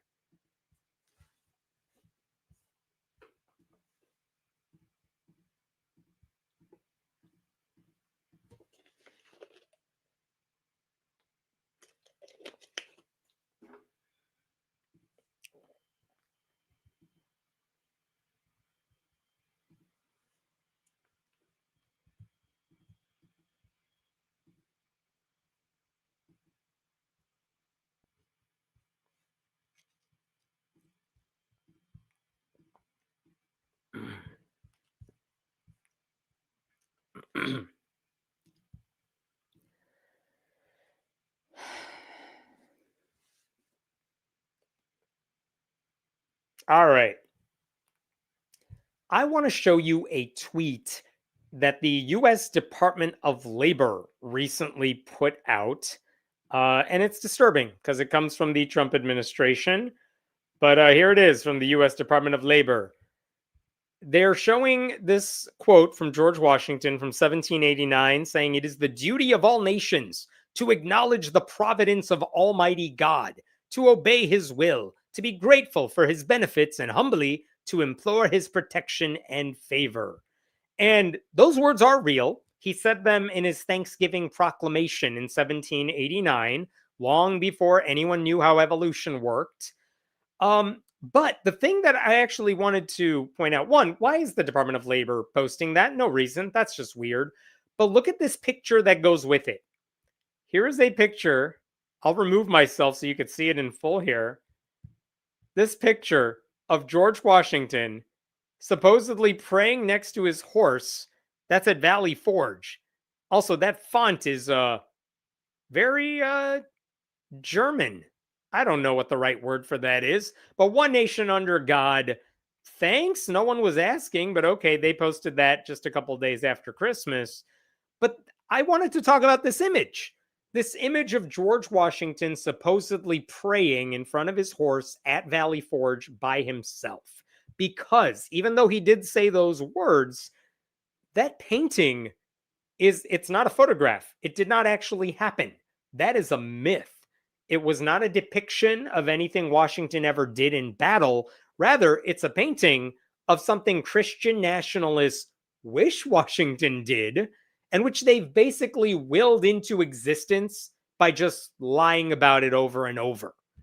Like, for what it's worth, Washington, that same year, 1789, Washington sent a letter to the United Baptist Churches of Virginia, where he reminded them that every man, quote, ought to be protected in worshiping the deity according to the dictates of his own conscience. So even Washington is like, believe whatever the hell you want. So where did this image come from? Well, that painting is called the Prayer at Valley Forge. They specifically lifted it from a 1975 painting made by a guy named Arnold Freiberg, and he made it for America's bicentennial in 1976. And there is a thing in Washington, D.C. called the Museum of the Bible, and I think they have like the original 1975 painting. This is the Museum of the Bible's website. That's the original painting. And I just want to show you this in the description of it on their website. Washington is depicted kneeling in a moment of solitary prayer, seeking guidance and strength from God. Notice the wording here. It's very sneaky. Washington is depicted kneeling in this moment of solitary prayer. He's depicted that way because they're not saying he actually did it. In fact, in a letter from the Freedom from Religion Foundation for a totally different thing, I just wanted to point out, they said this about the actual exhibit in that museum. The exhibit organizers even appear to know this is a myth, as the informational plaques note that the painting portrays an imagined moment of prayer. That's what the plaque says next to this painting in that museum. But the description on their website's like, yeah, it just depicts Washington praying. We're not saying if it happened or not. But okay, that's how this thing has kind of started to generate. But that 1975 painting, that's not an original either. There was another version of it drawn by a guy named Henry Bruckner in 1889. And I think other versions of it have been drawn since then, but none of them have become as famous as the one I just showed you from Freiberg in 1975. So where did this myth originate? If you read Andrew Seidel's fantastic book, it's called The Founding Myth, about the myth of us having a Christian nation. He actually talks about this painting, and this is what he says in the book. For all the painting's ubiquity, there is no historical evidence to support the tale. Priest Mason Weems designed the story to portray a devout Washington. But historical facts tell us of a different Washington. He was a man of little or no religion, with a strong character that, had he been religious, would have prevented showy religious displays. And one other thing I want to quote here at the bottom, if he was religious, Washington was exceedingly private about those beliefs, even in personal letters and papers. The ostentatious show Weems invented is simply not in keeping with Washington's strong, silent character. So basically, one dude started spreading this lie way back in the day because it's how he wanted Washington to be remembered. In fact, in Weems' book about George Washington, it was published after Washington died. It was then republished over and over with ever more embellished stories.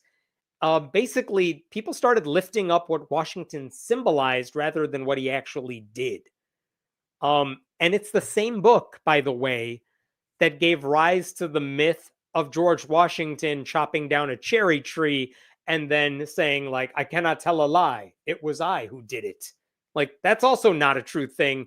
But Mason Weems' book shared that story as well. So that's where we're getting this myth from. A few years ago, Jack Jenkins was writing about Christian nationalism and how it gets brought up.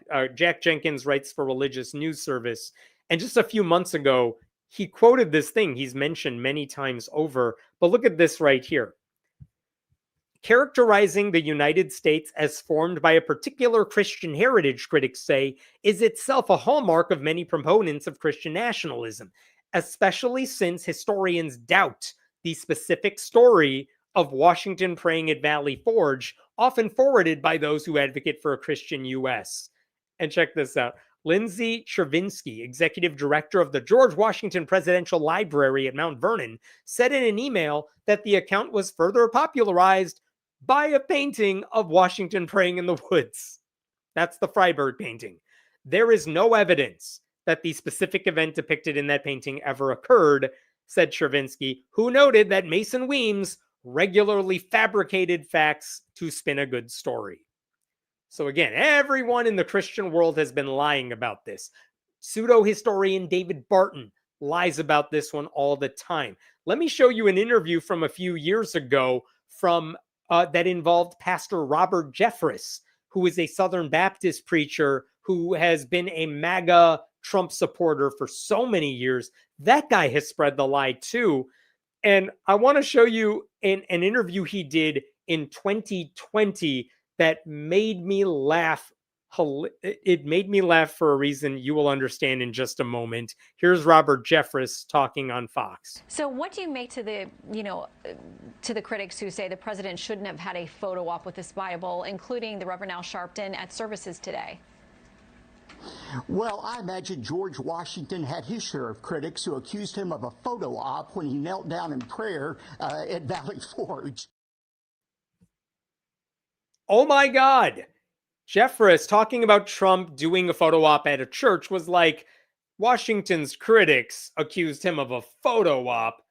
Washington lived before there were cameras, so that's just dumb. But they accused him of a photo op when he knelt down in prayer at Valley Forge. Jeffress, even if you take out the stupid line about the photo op, Jeffress is talking about Washington kneeling down in prayer at Valley Forge as if that's a thing that happened. It did not. Jeffress is either so dumb that he doesn't know that, or he's deliberately lying about it because he knows Fox viewers are dumber than him. I don't know which. Take your pick.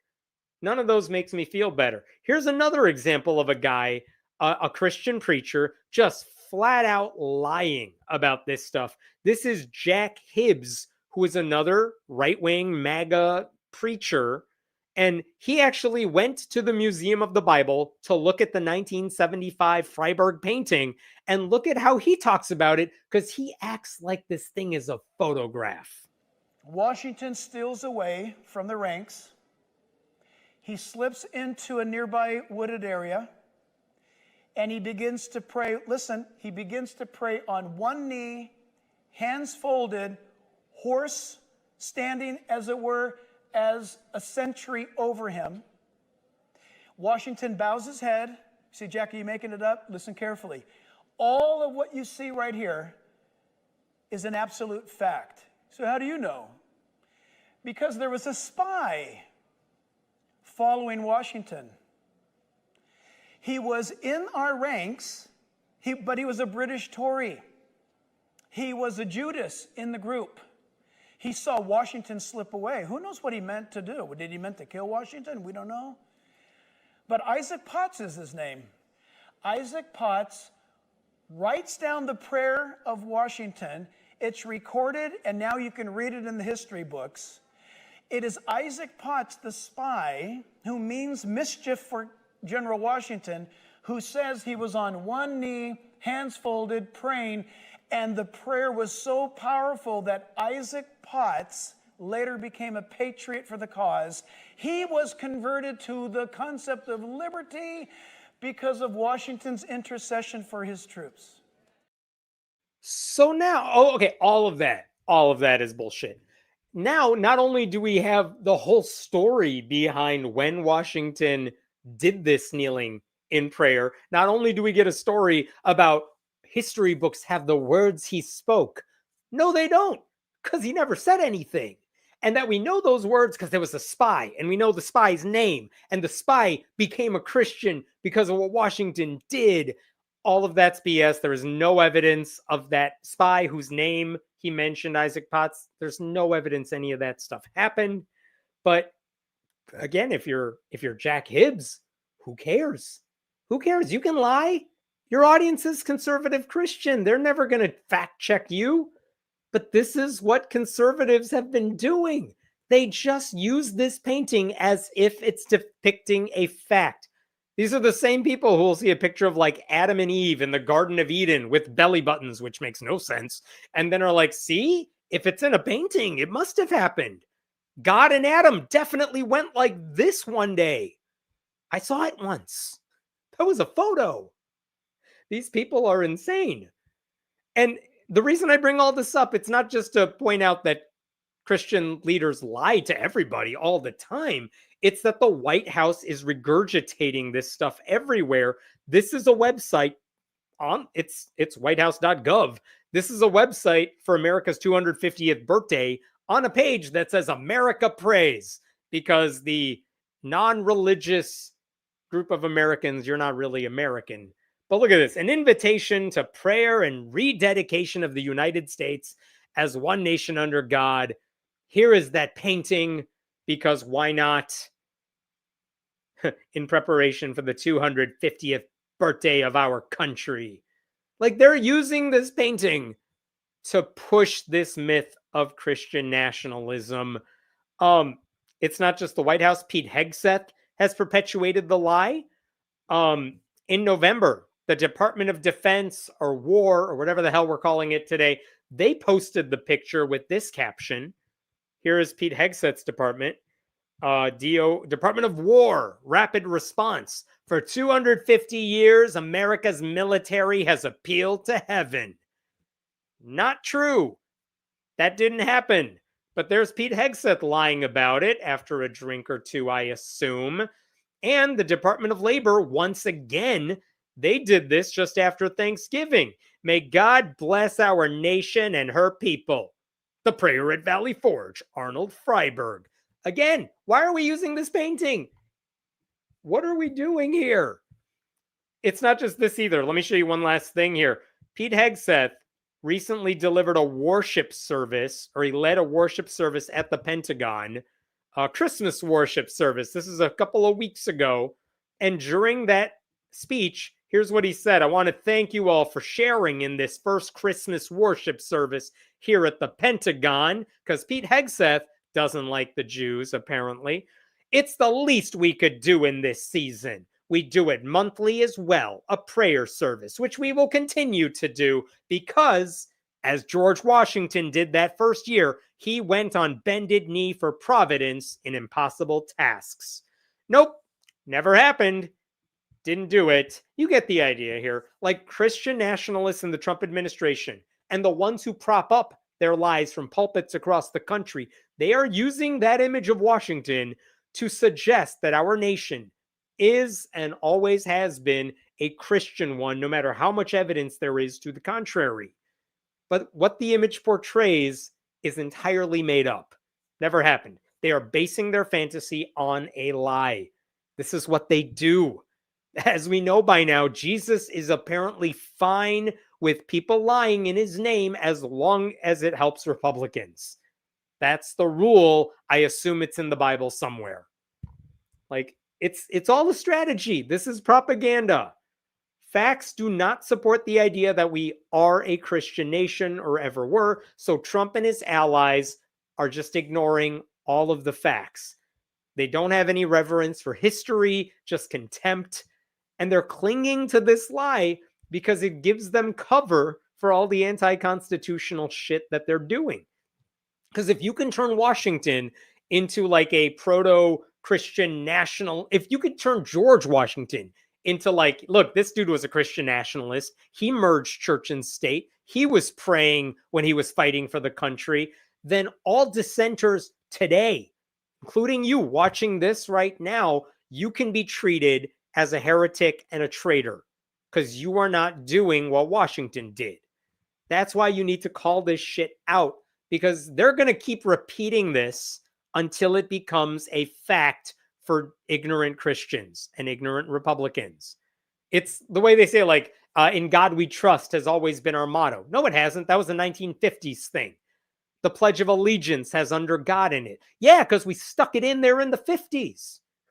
Like, you can play this game as much as you want, but it was never a part of our history. We saw it with the Ten Commandments laws. They keep saying the Ten Commandments are a part of our nation's history. That's why we got to put it up at schools. There is no history of putting the Ten Commandments up in schools. There wasn't even a history of public schools. So, like, if you want to take any real lesson from George Washington's life that doesn't involve slavery, then it's not that he prayed theatrically in the woods, but that he helped build a nation where belief was a private matter and being an American wasn't contingent on what you believed. You know, the people now lying about what he stood for are tarnishing the very legacy they're claiming to protect. So anytime you see that picture, call it out. It's a lie. It did not happen. All right, I will stop there. What questions we got here? Wasn't Washington a Freemason? I don't know. Genuinely don't know what it is he believed. What I can tell you is he wasn't a conservative Christian as those people want to claim him today. So whatever the hell he believed in, it's irrelevant. The stuff he did had nothing to do with Jesus. Oh, thank you for that donation. User, whatever that is, a most excellent and worshipful horse.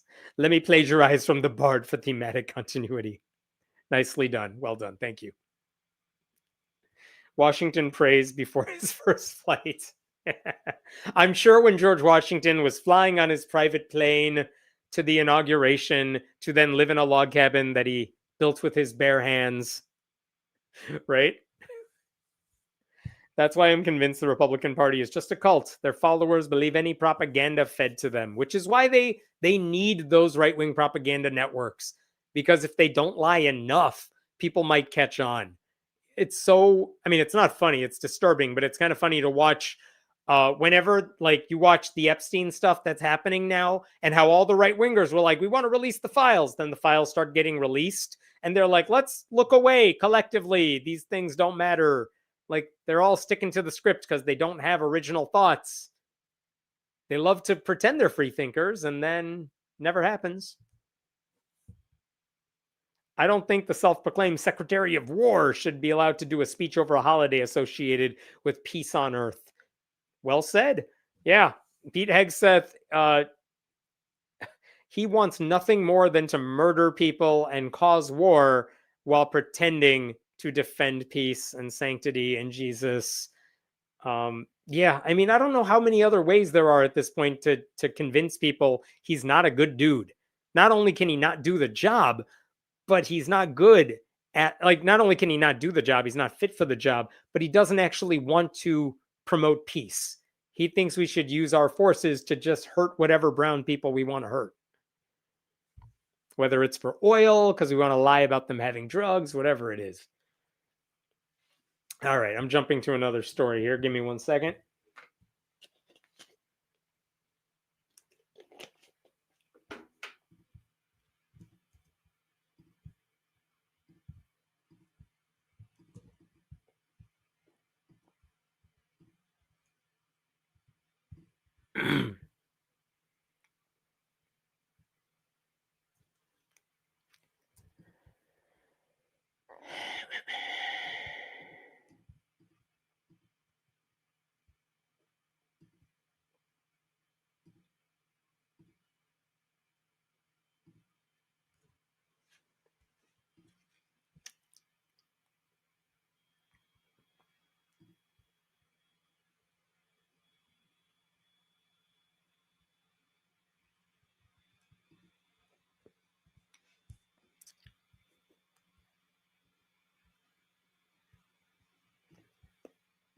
Okay.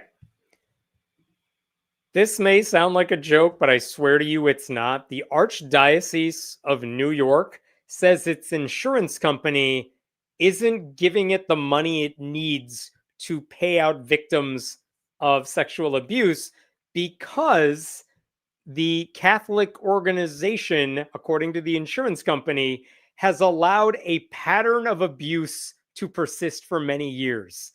So the insurance company is like, we're not paying you, we're not giving you money for a thing you allowed to happen.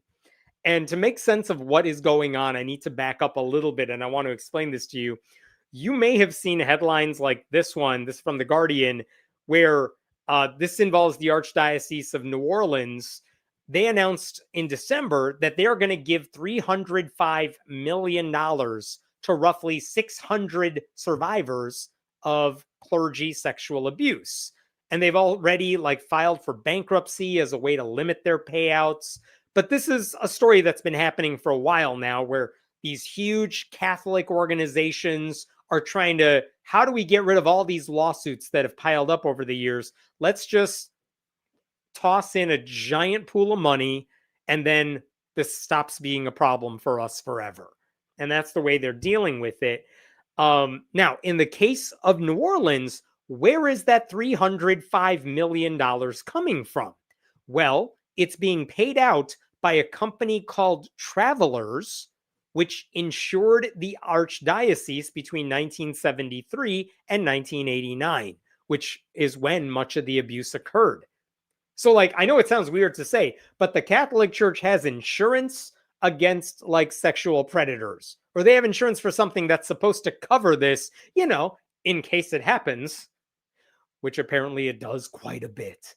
So the insurance company has to pay out all that money. Now, the situation is somewhat different in New York, where they are now trying to raise $300 million to pay off their settlements and their lawsuits. New York, this is from December 9th. New York Archdiocese says it's setting up a $300 million fund for sexual abuse victims. But check this out. The Archdiocese of New York on Monday announced it will set up a $300 million fund to compensate victims of sexual abuse who have sued the church. In a statement, Cardinal Timothy Dolan said the Archdiocese would pay for the fund by reducing its budget and selling off assets, including completing the sale of its former headquarters in Manhattan, with the goal that the fund can be set aside to provide compensation to survivors of sexual abuse. Okay, so how is the New York Archdiocese going to pay off $300 million? Well, they got a lot of land in New York City, so they're selling off some of it to try to make that work. In fact, this is kind of amazing how they're doing this. This is a headline from Bloomberg. New York City developer Van Barton plans to convert Archdiocese office to apartments. This is from October of 2024. This group is transforming the Archdiocese of New York's headquarters into rental housing. They agreed to purchase the property in Manhattan from the Archdiocese for more than $100 million. Okay, so all of that, putting aside why the New York Archdiocese is trying to raise all this money, this makes sense. You're a very powerful organization. You need to raise $300 million really quickly. How are you going to do it? Well, one way to do it is, you could fire some people. It's not going to raise you that much money, but you could start selling off your land, your buildings. That is a big chunk of the money right there. You got a couple more buildings, you're going to get very close to $300 million. So that's interesting. But even after they sell that particular building for like $100 million, they still will not have all the money they need, which is why they are hoping to rely on their insurance provider, whose name sounds funny, but it's real. It's Chubb, Chubb. Insert your own priest jokes there. They're asking their insurer, hey, pay off the rest of this money because we paid into the system for a long time. And the Archdiocese says Chubb has to do that because that was the agreement. We paid you insurance costs for decades before the year 2000 when most of these crimes were taking place. But now the Archdiocese is saying, I don't think we have to pay you for this. And this is interesting. This is from The Guardian just a few weeks ago. Chubb, in turn, accused the Archdiocese of tolerating and covering up child sexual abuse for decades, and it called for more transparency, saying the Archdiocese has refused to share what they knew and when. The insurance that the Archdiocese bought covers accidents. It does not provide compensation for knowingly allowing a pattern of abuse to persist for many years. Oh boy. There is a reason insurance doesn't cover this kind of behavior, as it would reward those who facilitate criminal conduct rather than those who take vigilant steps to mitigate risk and protect children from abuse. I cannot believe I am rooting for an insurance company right now, but that is what is going on here. That's amazing. Think about what they're saying here. Perhaps you have insurance for your home in the case of a fire, but then you decide to do things that actively make a fire in your home more likely. I'm going to start a bonfire in my kitchen for the hell of it. If you do that, the insurance company may not have to pay out the costs if your home burns down because that was on you. That was your fault. You shouldn't have done the stupid, risky thing. That was not an accident. And what the insurance company is saying is that the Archdiocese of New York, you had insurance for accidents. But when there is systemic abuse and you're not stopping it, this is not an accident anymore. Like, our insurance covers if a church bus accidentally hits a pedestrian. But if a bunch of vehicles have faulty wiring and you choose not to fix it, we're not giving you coverage for that. Right? Like, that makes sense to me from an insurance perspective. And what a damning indictment of the Catholic Church.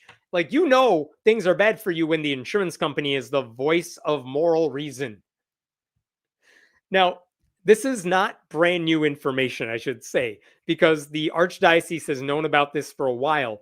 Cardinal Timothy Dolan, he issued this formal update in October of 2024, where he mentioned, hey, you guys, we have some problems coming up here.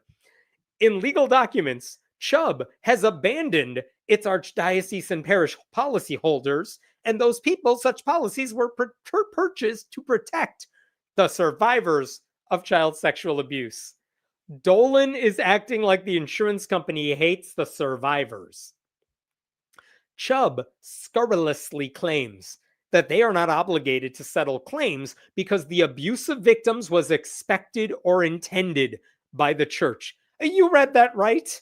They make the false argument that people like my beloved predecessors, Cardinal Terence Cook or Cardinal John O'Connor, took action with the intent of harming children, or at least expecting that that would be the case. Outrageous. Not outrageous. The Catholic Church, we have so much evidence they looked the other way when abuse was occurring. Like, why are you acting like it's weird to think that? Like, I'm sure there were Catholic leaders who did not want the abuse to happen, but when they found out it was happening, they did not stop it. They did not fire the priests. They did not make sure that the children were protected. We're seeing it today. If a kid confesses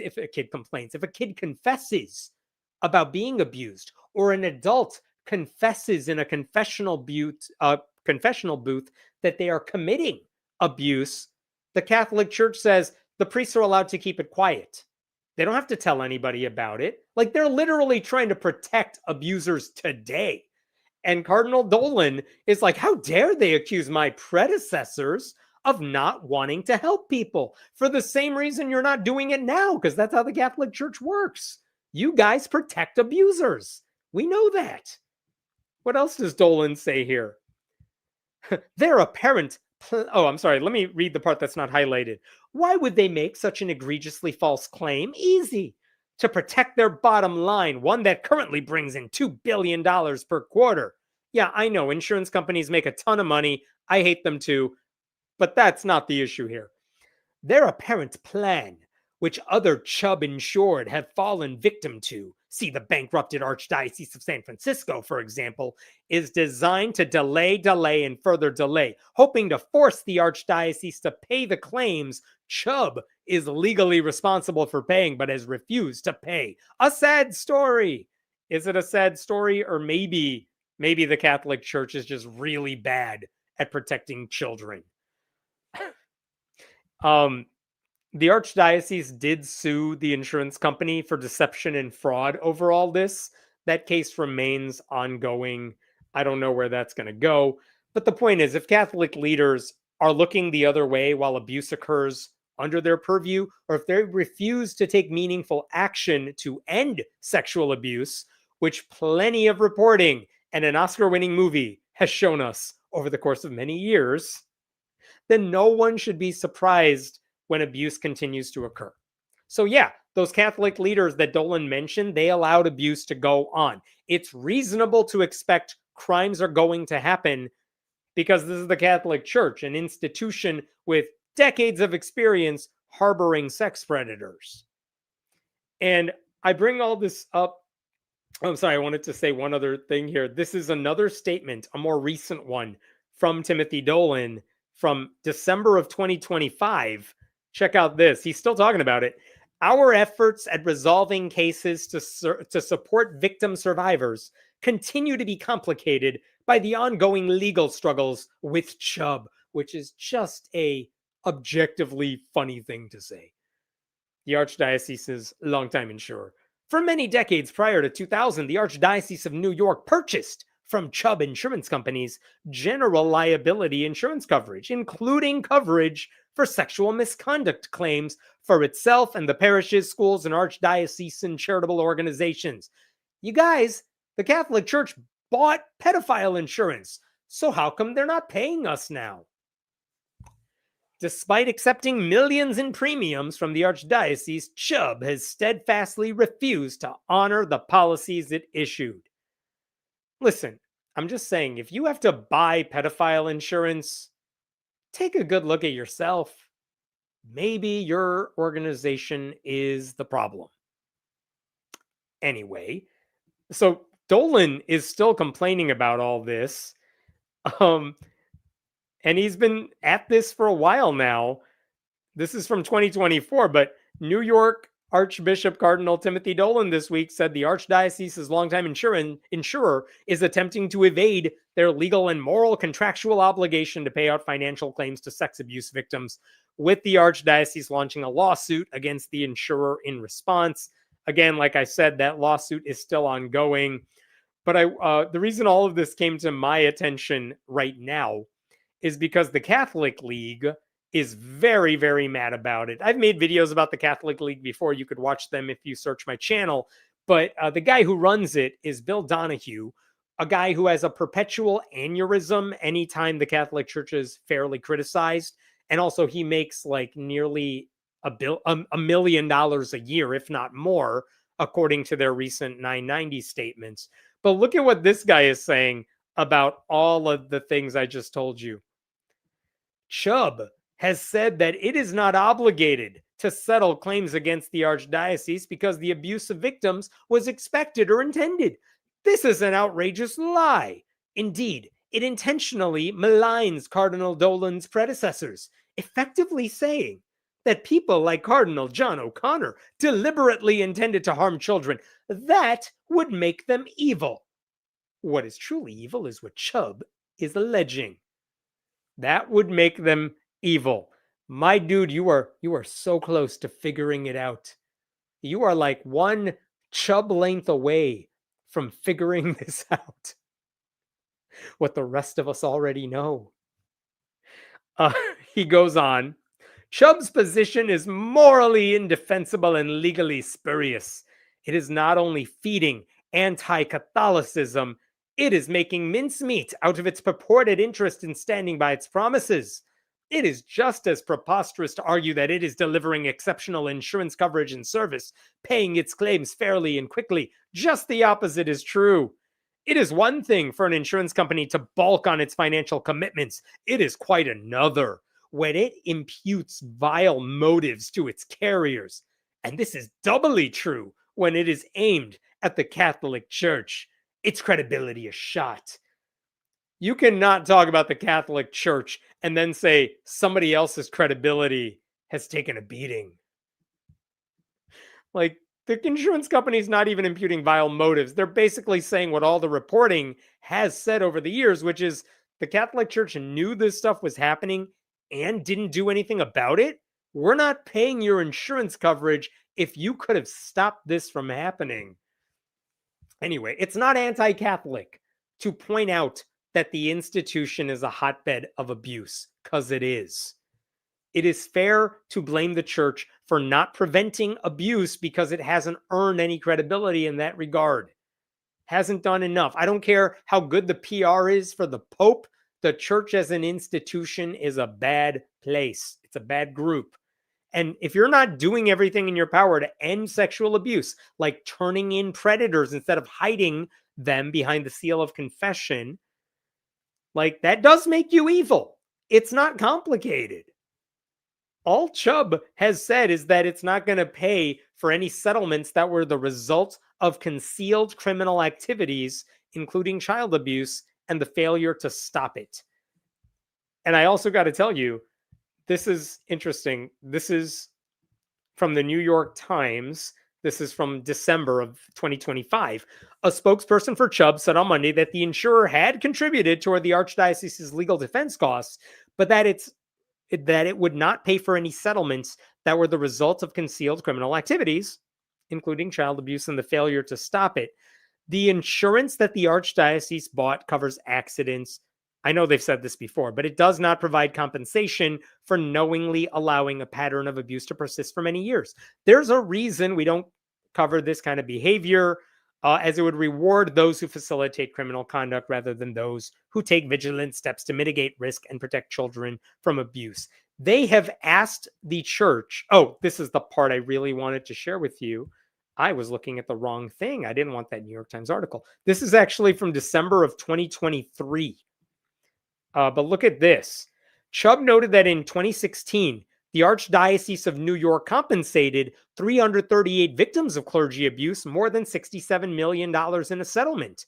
Chubb said the Archdiocese paid millions of dollars to alleged victims of child abuse without the insurer's knowledge or consent. Chubb also alleged a lack of information and cooperation needed to evaluate the claims. The insurer said it requested but did not receive information from the Archdiocese about its policies and practices concerning the handling of allegations of sexual abuse by clergy, its knowledge of the scope and pervasiveness of sexual abuse by clergy, and other issues relevant to the Archdiocese's request for coverage. All of the policies required the insured to cooperate with the insurer. So basically, give us your records. Let us see what you were doing with priests who were accused of abuse. And the church is like, we don't want to share that with you. That's private. And so the insurer is like, well, if you're not going to show us what you did to stop the abuse, we're not going to pay you because we don't think you tried to stop it. I think that's a fair request. And if, like, I once had to use my home insurance company because there was a flooding where I lived, and the amount of paperwork and photos I had to submit to get what I felt I was owed, it was ridiculous, but I do understand why they need that stuff. And the Catholic Church is like, we don't want to share any of that with you because reasons. And the insurance company's like, then we're definitely not going to give you the money. Look, I don't know how this battle ends. I don't know how the legal battle against Chubb goes. Frankly, it doesn't make a difference to me if the insurance company pays out the money or the archdiocese has to sell more buildings to pay off these settlements. That's the cost of doing business with the criminal enterprise. But in any case, it's all just a moral collapse that everyone should have seen coming. The Archdiocese of New York did not have some lapse in judgment.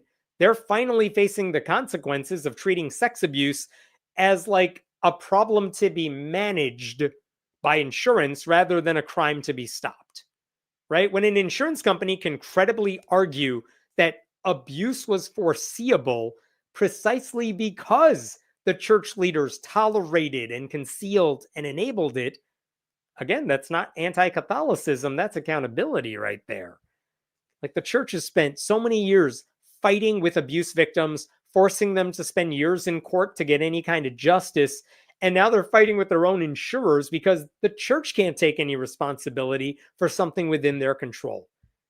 Even if no one wants to say the former archdiocese leaders were active participants in the abuse, we can still argue they were negligent, willfully blind, morally compromised. None of it helps the church's case. Like in any other institution, this would be systemic failure. The reason they're even able to complain is because they're religious. That's the only reason they're able to get away with this argument that the insurance company is being mean to us because of, we're the church. How could you?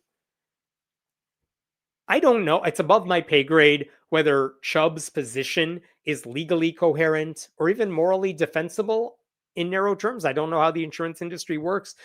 But don't forget what the victims have to deal with here. They are now caught between a church that has enabled their abuse and a corporate system that is designed to minimize financial exposure.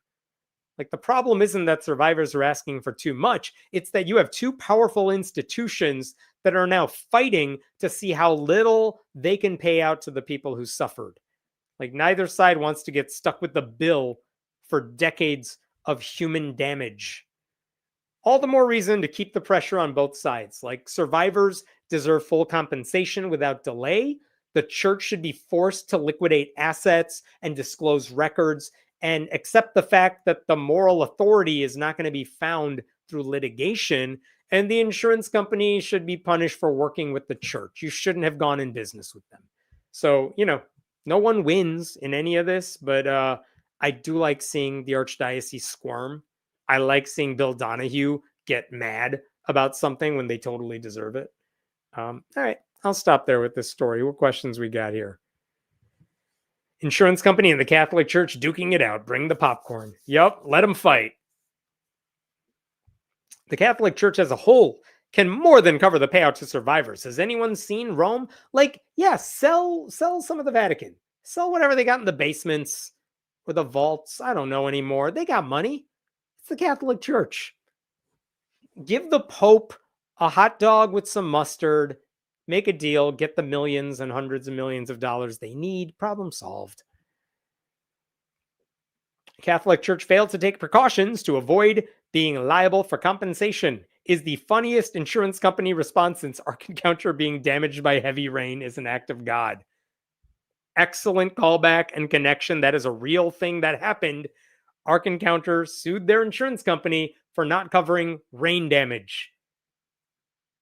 You know what? That story happened so long ago, I can't remember how that played out. I think the courts just dismissed the case because the insurance company had a good point.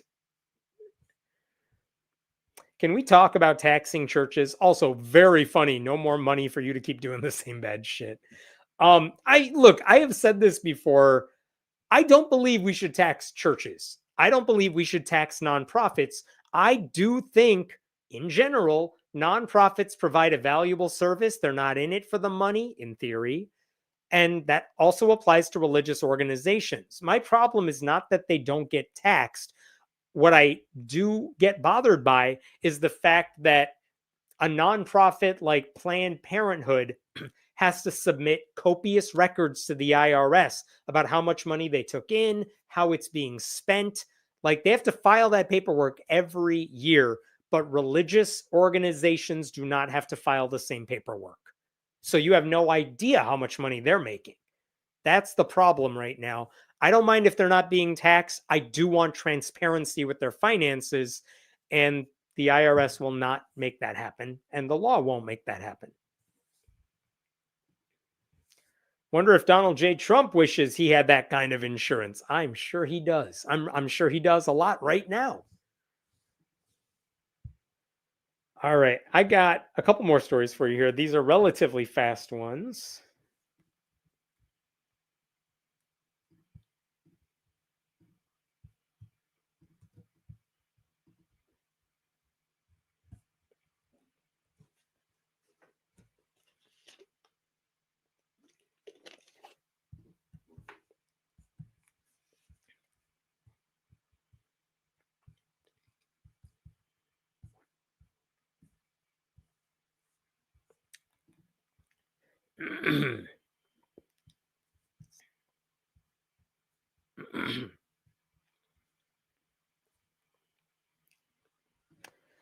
Okay.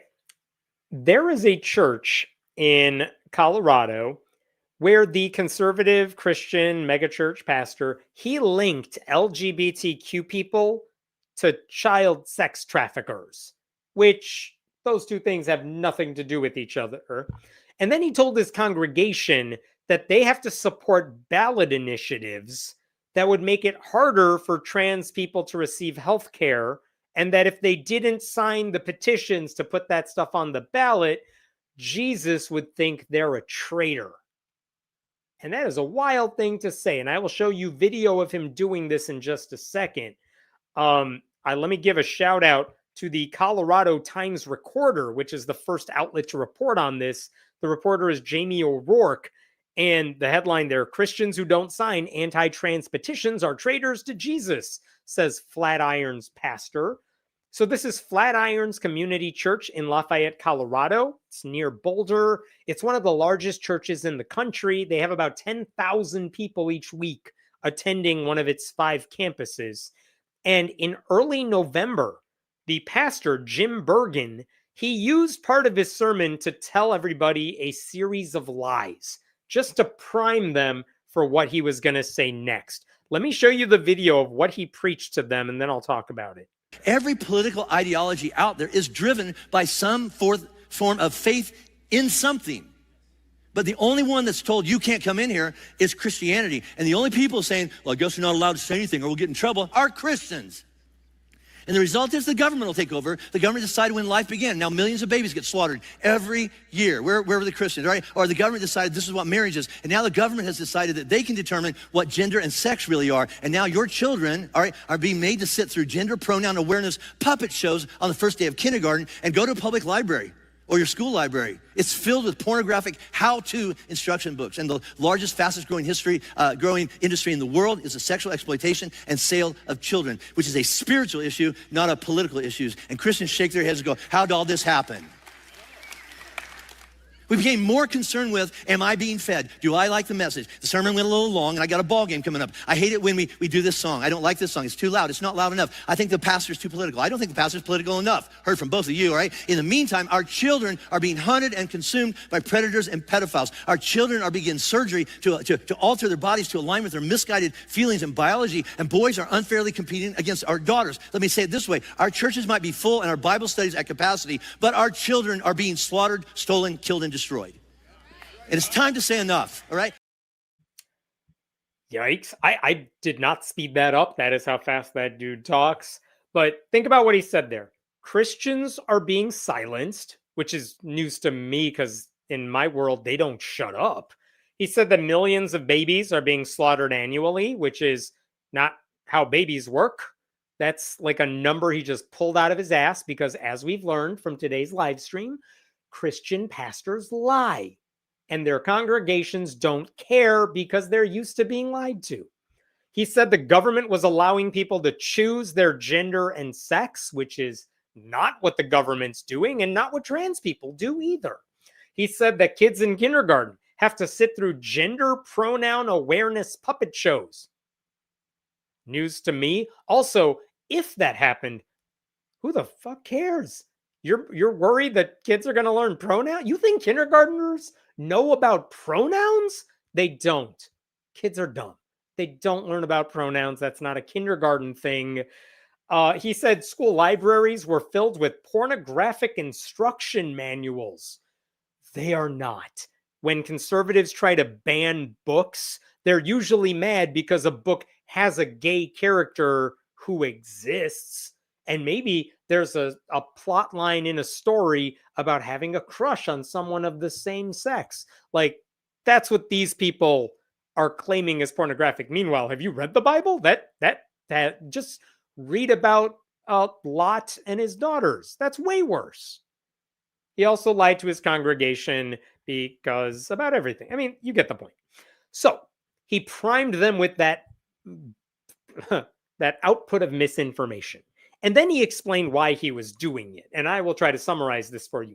In Colorado, Democrats currently have a legislative trifecta. But voters can still try to get their issues on a ballot if they can collect enough signatures. So recently, there's a group out there, a conservative group called Protect Kids Colorado, and they were formed specifically to get 3 measures in front of voters during the 2026 elections. One of them would mandate that child sex traffickers get life imprisonment without parole. Okay, I don't really have strong feelings about that one. That seems fine to me. I don't really have sympathy for any of those people.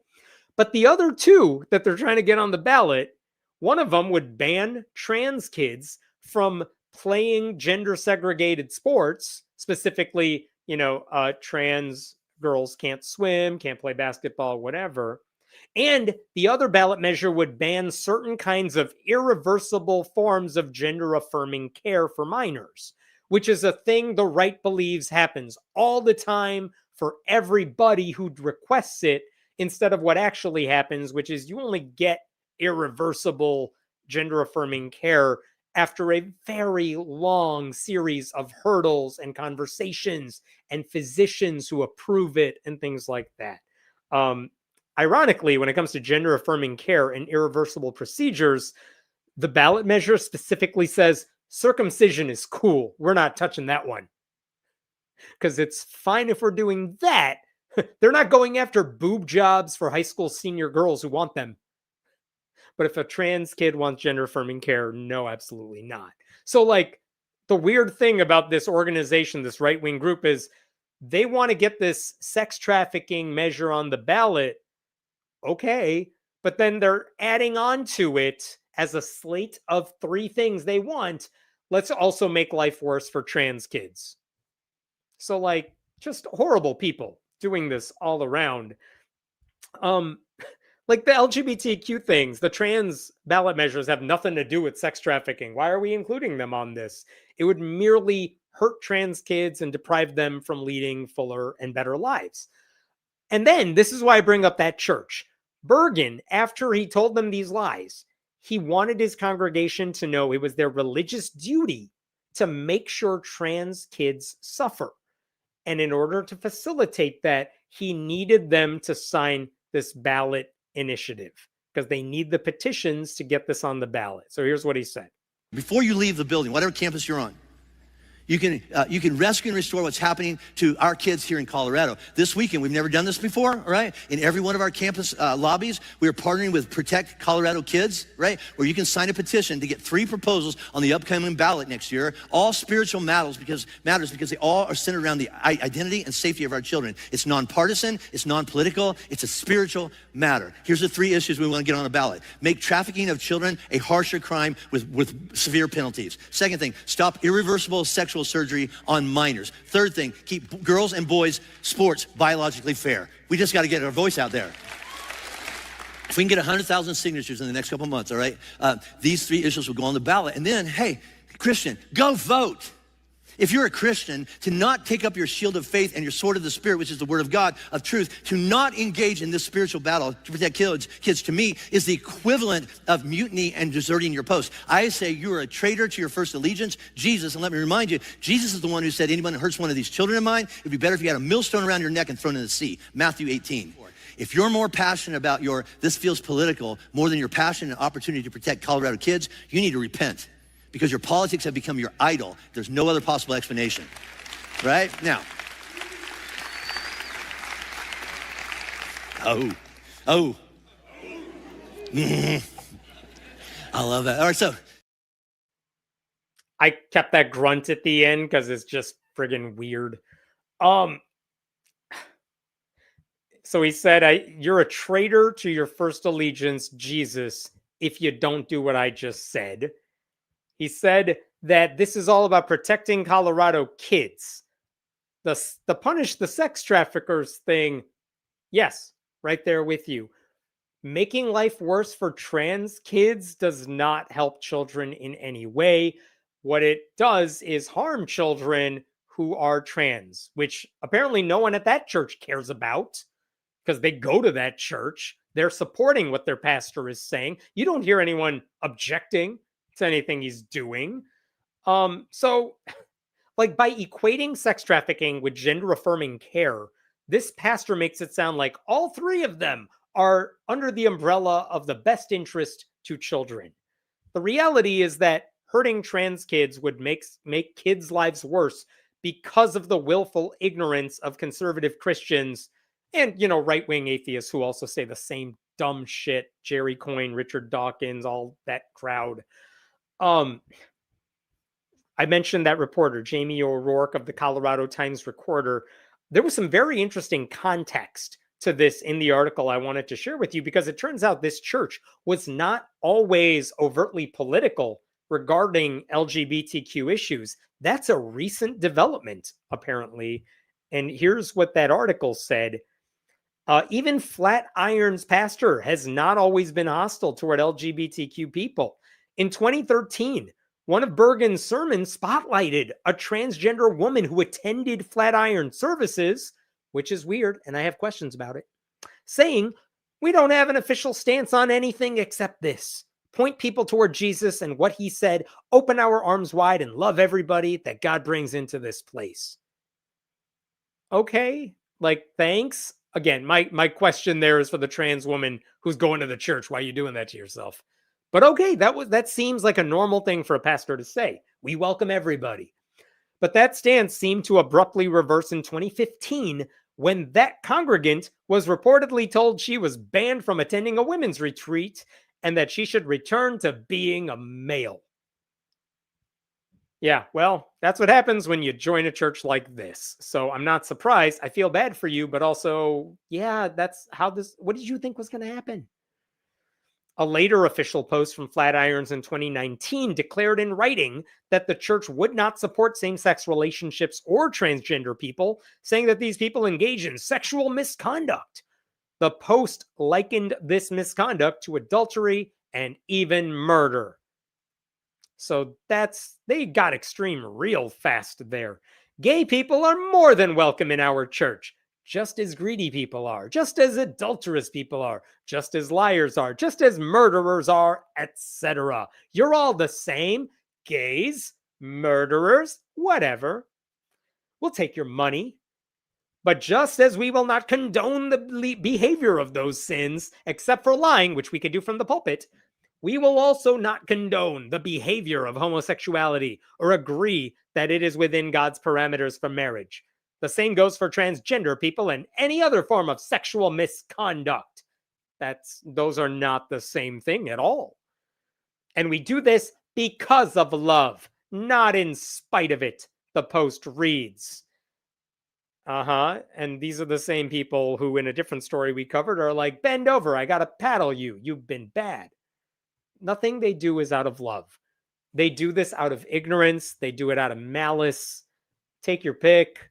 Like, these are just awful people doing awful, awful things. So what do we have here? We have another Christian megachurch that pretends it wants to help kids when in reality, they are so eager to drive certain kids toward depression or worse.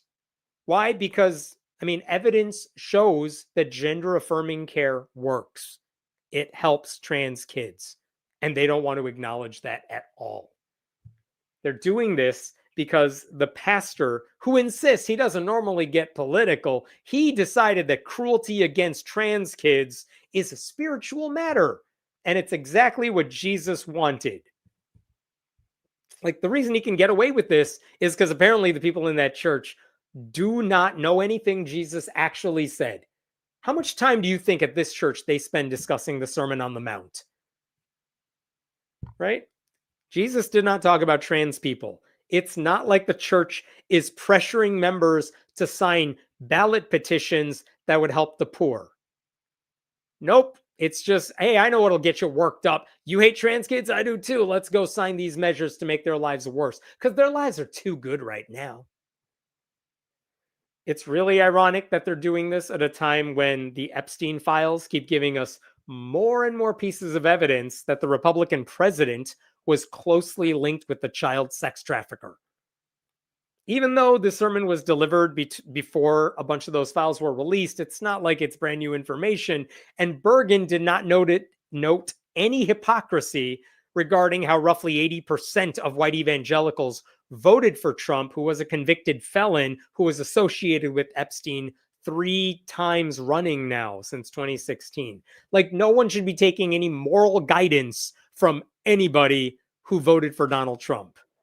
So even if the petitions get enough signatures, I will say it doesn't mean Colorado voters will pass them, but that's at least a battle for a different day. I would hope a majority of voters, unlike the people at this church, have a heart. It's no wonder, though, why so many people, especially young people, as I've noted in other videos, are walking away from megachurches like this one. Because Bergen is weaponizing fear and misinformation and religious authority to coerce a certain kind of political behavior from his congregation. He is saying, if you disagree with the stuff I'm saying from the pulpit, you are betraying Jesus. That's just spiritual blackmail at that point. Like, the weird thing is, I would have been fine if he said everything he said and stopped at the sex trafficker bit. Yeah, I'm all for it. Let's punish them as much as we possibly can under the law. But instead, he wants to tie gender affirming care and trans kids playing middle school or high school basketball or whatever. He wants to conflate all three of those things. He's equating voluntary health care to involuntary cruelty. If these ballot measures pass, the consequences would be awful for trans kids. They would not be protected. They would be collateral damage to what Christians in this place want to do. Like, there's nothing compassionate about what they're doing, nothing honest about what they are doing. And instead of caring for the sick or protecting the marginalized, this guy is worshiping a Jesus whose only goal is, let's harm people who don't fit a particular gender mold. Meanwhile, good luck finding sermons from this guy against the very real, documented abuses committed by powerful people aligned with Republicans. There was a report that just came out saying Matt Gaetz, I believe it said Matt Gaetz, basically sexually abused an underage girl. And the Department of Justice knew it. And that's like before Trump nominated him for Attorney General, before Pam Bondi. None of these people are going after Republicans for that. Bergen hoped his sermon would call out traitors, but honestly, he's just revealing how he's part of the problem. He is the one kids need to be protected from. Anyone who still attends this church, by the way, they are complicit in their quest to harm all the trans kids in the state of Colorado. They should be ashamed of themselves too. All right, I will pause there for now. What questions we got here? If the guy doesn't understand, we're opening the way for self-determination. We're fighting imposed rules, but he says we're imposed roles, but he says we're imposing roles. Yeah, like, what's frustrating about what the Christian pastors are saying, what right-wing conservatives, including atheists, some of them, are saying, is that people are just picking and choosing gender on a whim.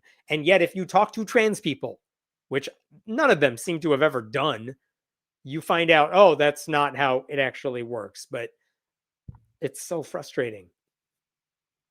Ignorance of their own bodies will prevent agency over them. Yeah, no kidding. When someone tells you your body isn't your own, you don't get to make decisions about it. You're actually making it easier for predators to take advantage of people. Now that's grounds for the church's tax exemption status to be yanked. You know what's weird? It's not. Even under the Johnson Amendment, he's not actually telling them to vote for a candidate, and churches are allowed to say things about like issues they care about. So honestly, even if the Johnson Amendment was in effect, which it's not, the IRS has now said that under Trump, lawsuits have essentially made it clear the IRS doesn't care about this. But even then, unless a pastor is directly telling you to vote for a candidate and not an issue, it's not even that big of a deal. But again, this is what happens when churches become political. The churches are now an arm of the Republican Party. I have said that before. I'll keep saying it. They are just promoting what Republicans want them to promote. And it's much more about that and a lot less about the gospel message. All right. I got one last story for you. It's a really quick one, but I wanted to share with you today just because it made me happy. So give me 1 second and I'll get to that. This should be short.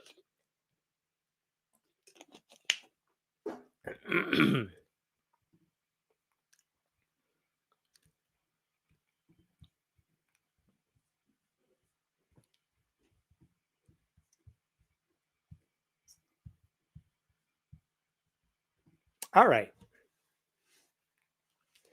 I want to show you this picture right here. A lot of bikes. What are we looking at here? Believe it or not, That is a church.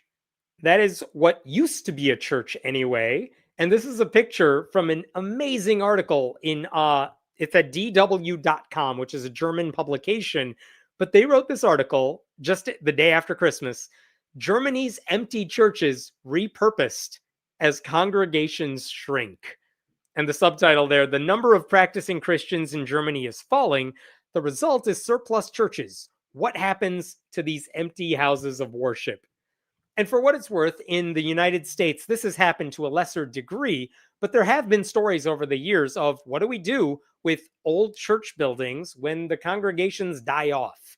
And in some cases, there have been stories like some churches turn into cool looking bars, and some of them become like youth group facilities for like YMCAs and things like that.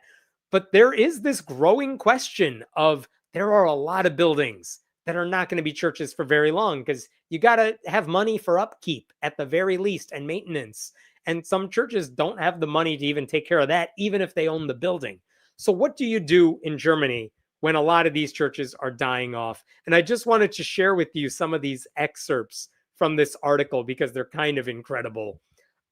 Check out some stats. Currently, more than 45% of Germans still belong to the Protestant church in Germany or the Catholic church. 30 years ago, that figure stood at almost 69%. So they've dropped from 69% to 45%. Huge drop. Fewer than half of Germans are part of the biggest denominations there. Shows you that these churches are losing ground. But let's see what's happening to these church buildings. Some are repurposed. In one town, I'm not going to try to say it, between Cologne and Aachen. Sorry, that's why I'm not trying to say them. In one town, bicycles are now sold in the former Catholic St. Rochus Church.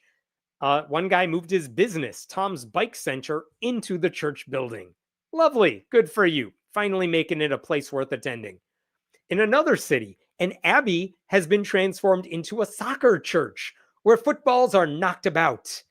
In a different city, the former Protestant Church of the Resurrection serves as a boxing arena. Hey, look at that. Former churches now house pubs, libraries, and bookstores. So places where you could get wasted or learn shit, both of which are better things to do than attending church. Entire cloisters have even been turned into hotel complexes. In one city, a hotel has retained its traditional name, Mother House, in a nod to its original use as a convent for nuns. Love it. Wouldn't you like to stay at a place like that? The ambiance, the pictures, like that sounds like an awesome way to spend a night. In times of housing shortages, there are more and more cases of architects converting church buildings into residential buildings. So people can actually get a use out of these buildings for once. I just did a story about the Catholic Archdiocese in New York selling off one of its buildings to a company that wants to create apartments for people. Like that is a thing that is happening elsewhere too. What else was there in this article? We know that during the Napoleonic Wars, churches served as horse stables for decades, but they remained standing. For him, for one guy they're quoting, St. Stephen's Church is a perfect example of how a church that was too big in the first place could still serve society. We must not immediately panic and say, close down, give up, he warns. Awesome article. Love all of that. And I mean, this is the thing, like, if the churches own these buildings, the fact that they are being converted to these different spaces where people can congregate and be happy, isn't that kind of what the purpose of church is?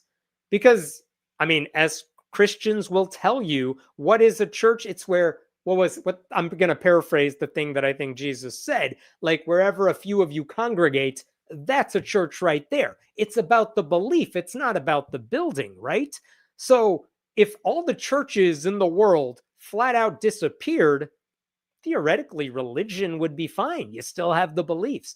But like, what's the purpose of church in a religious sense? We want to bring people together because they all share this one thing in common, and we want them to be happy and congregate and talk to each other. Well, guess what? In a lot of these cases, that's what the buildings are still being used for.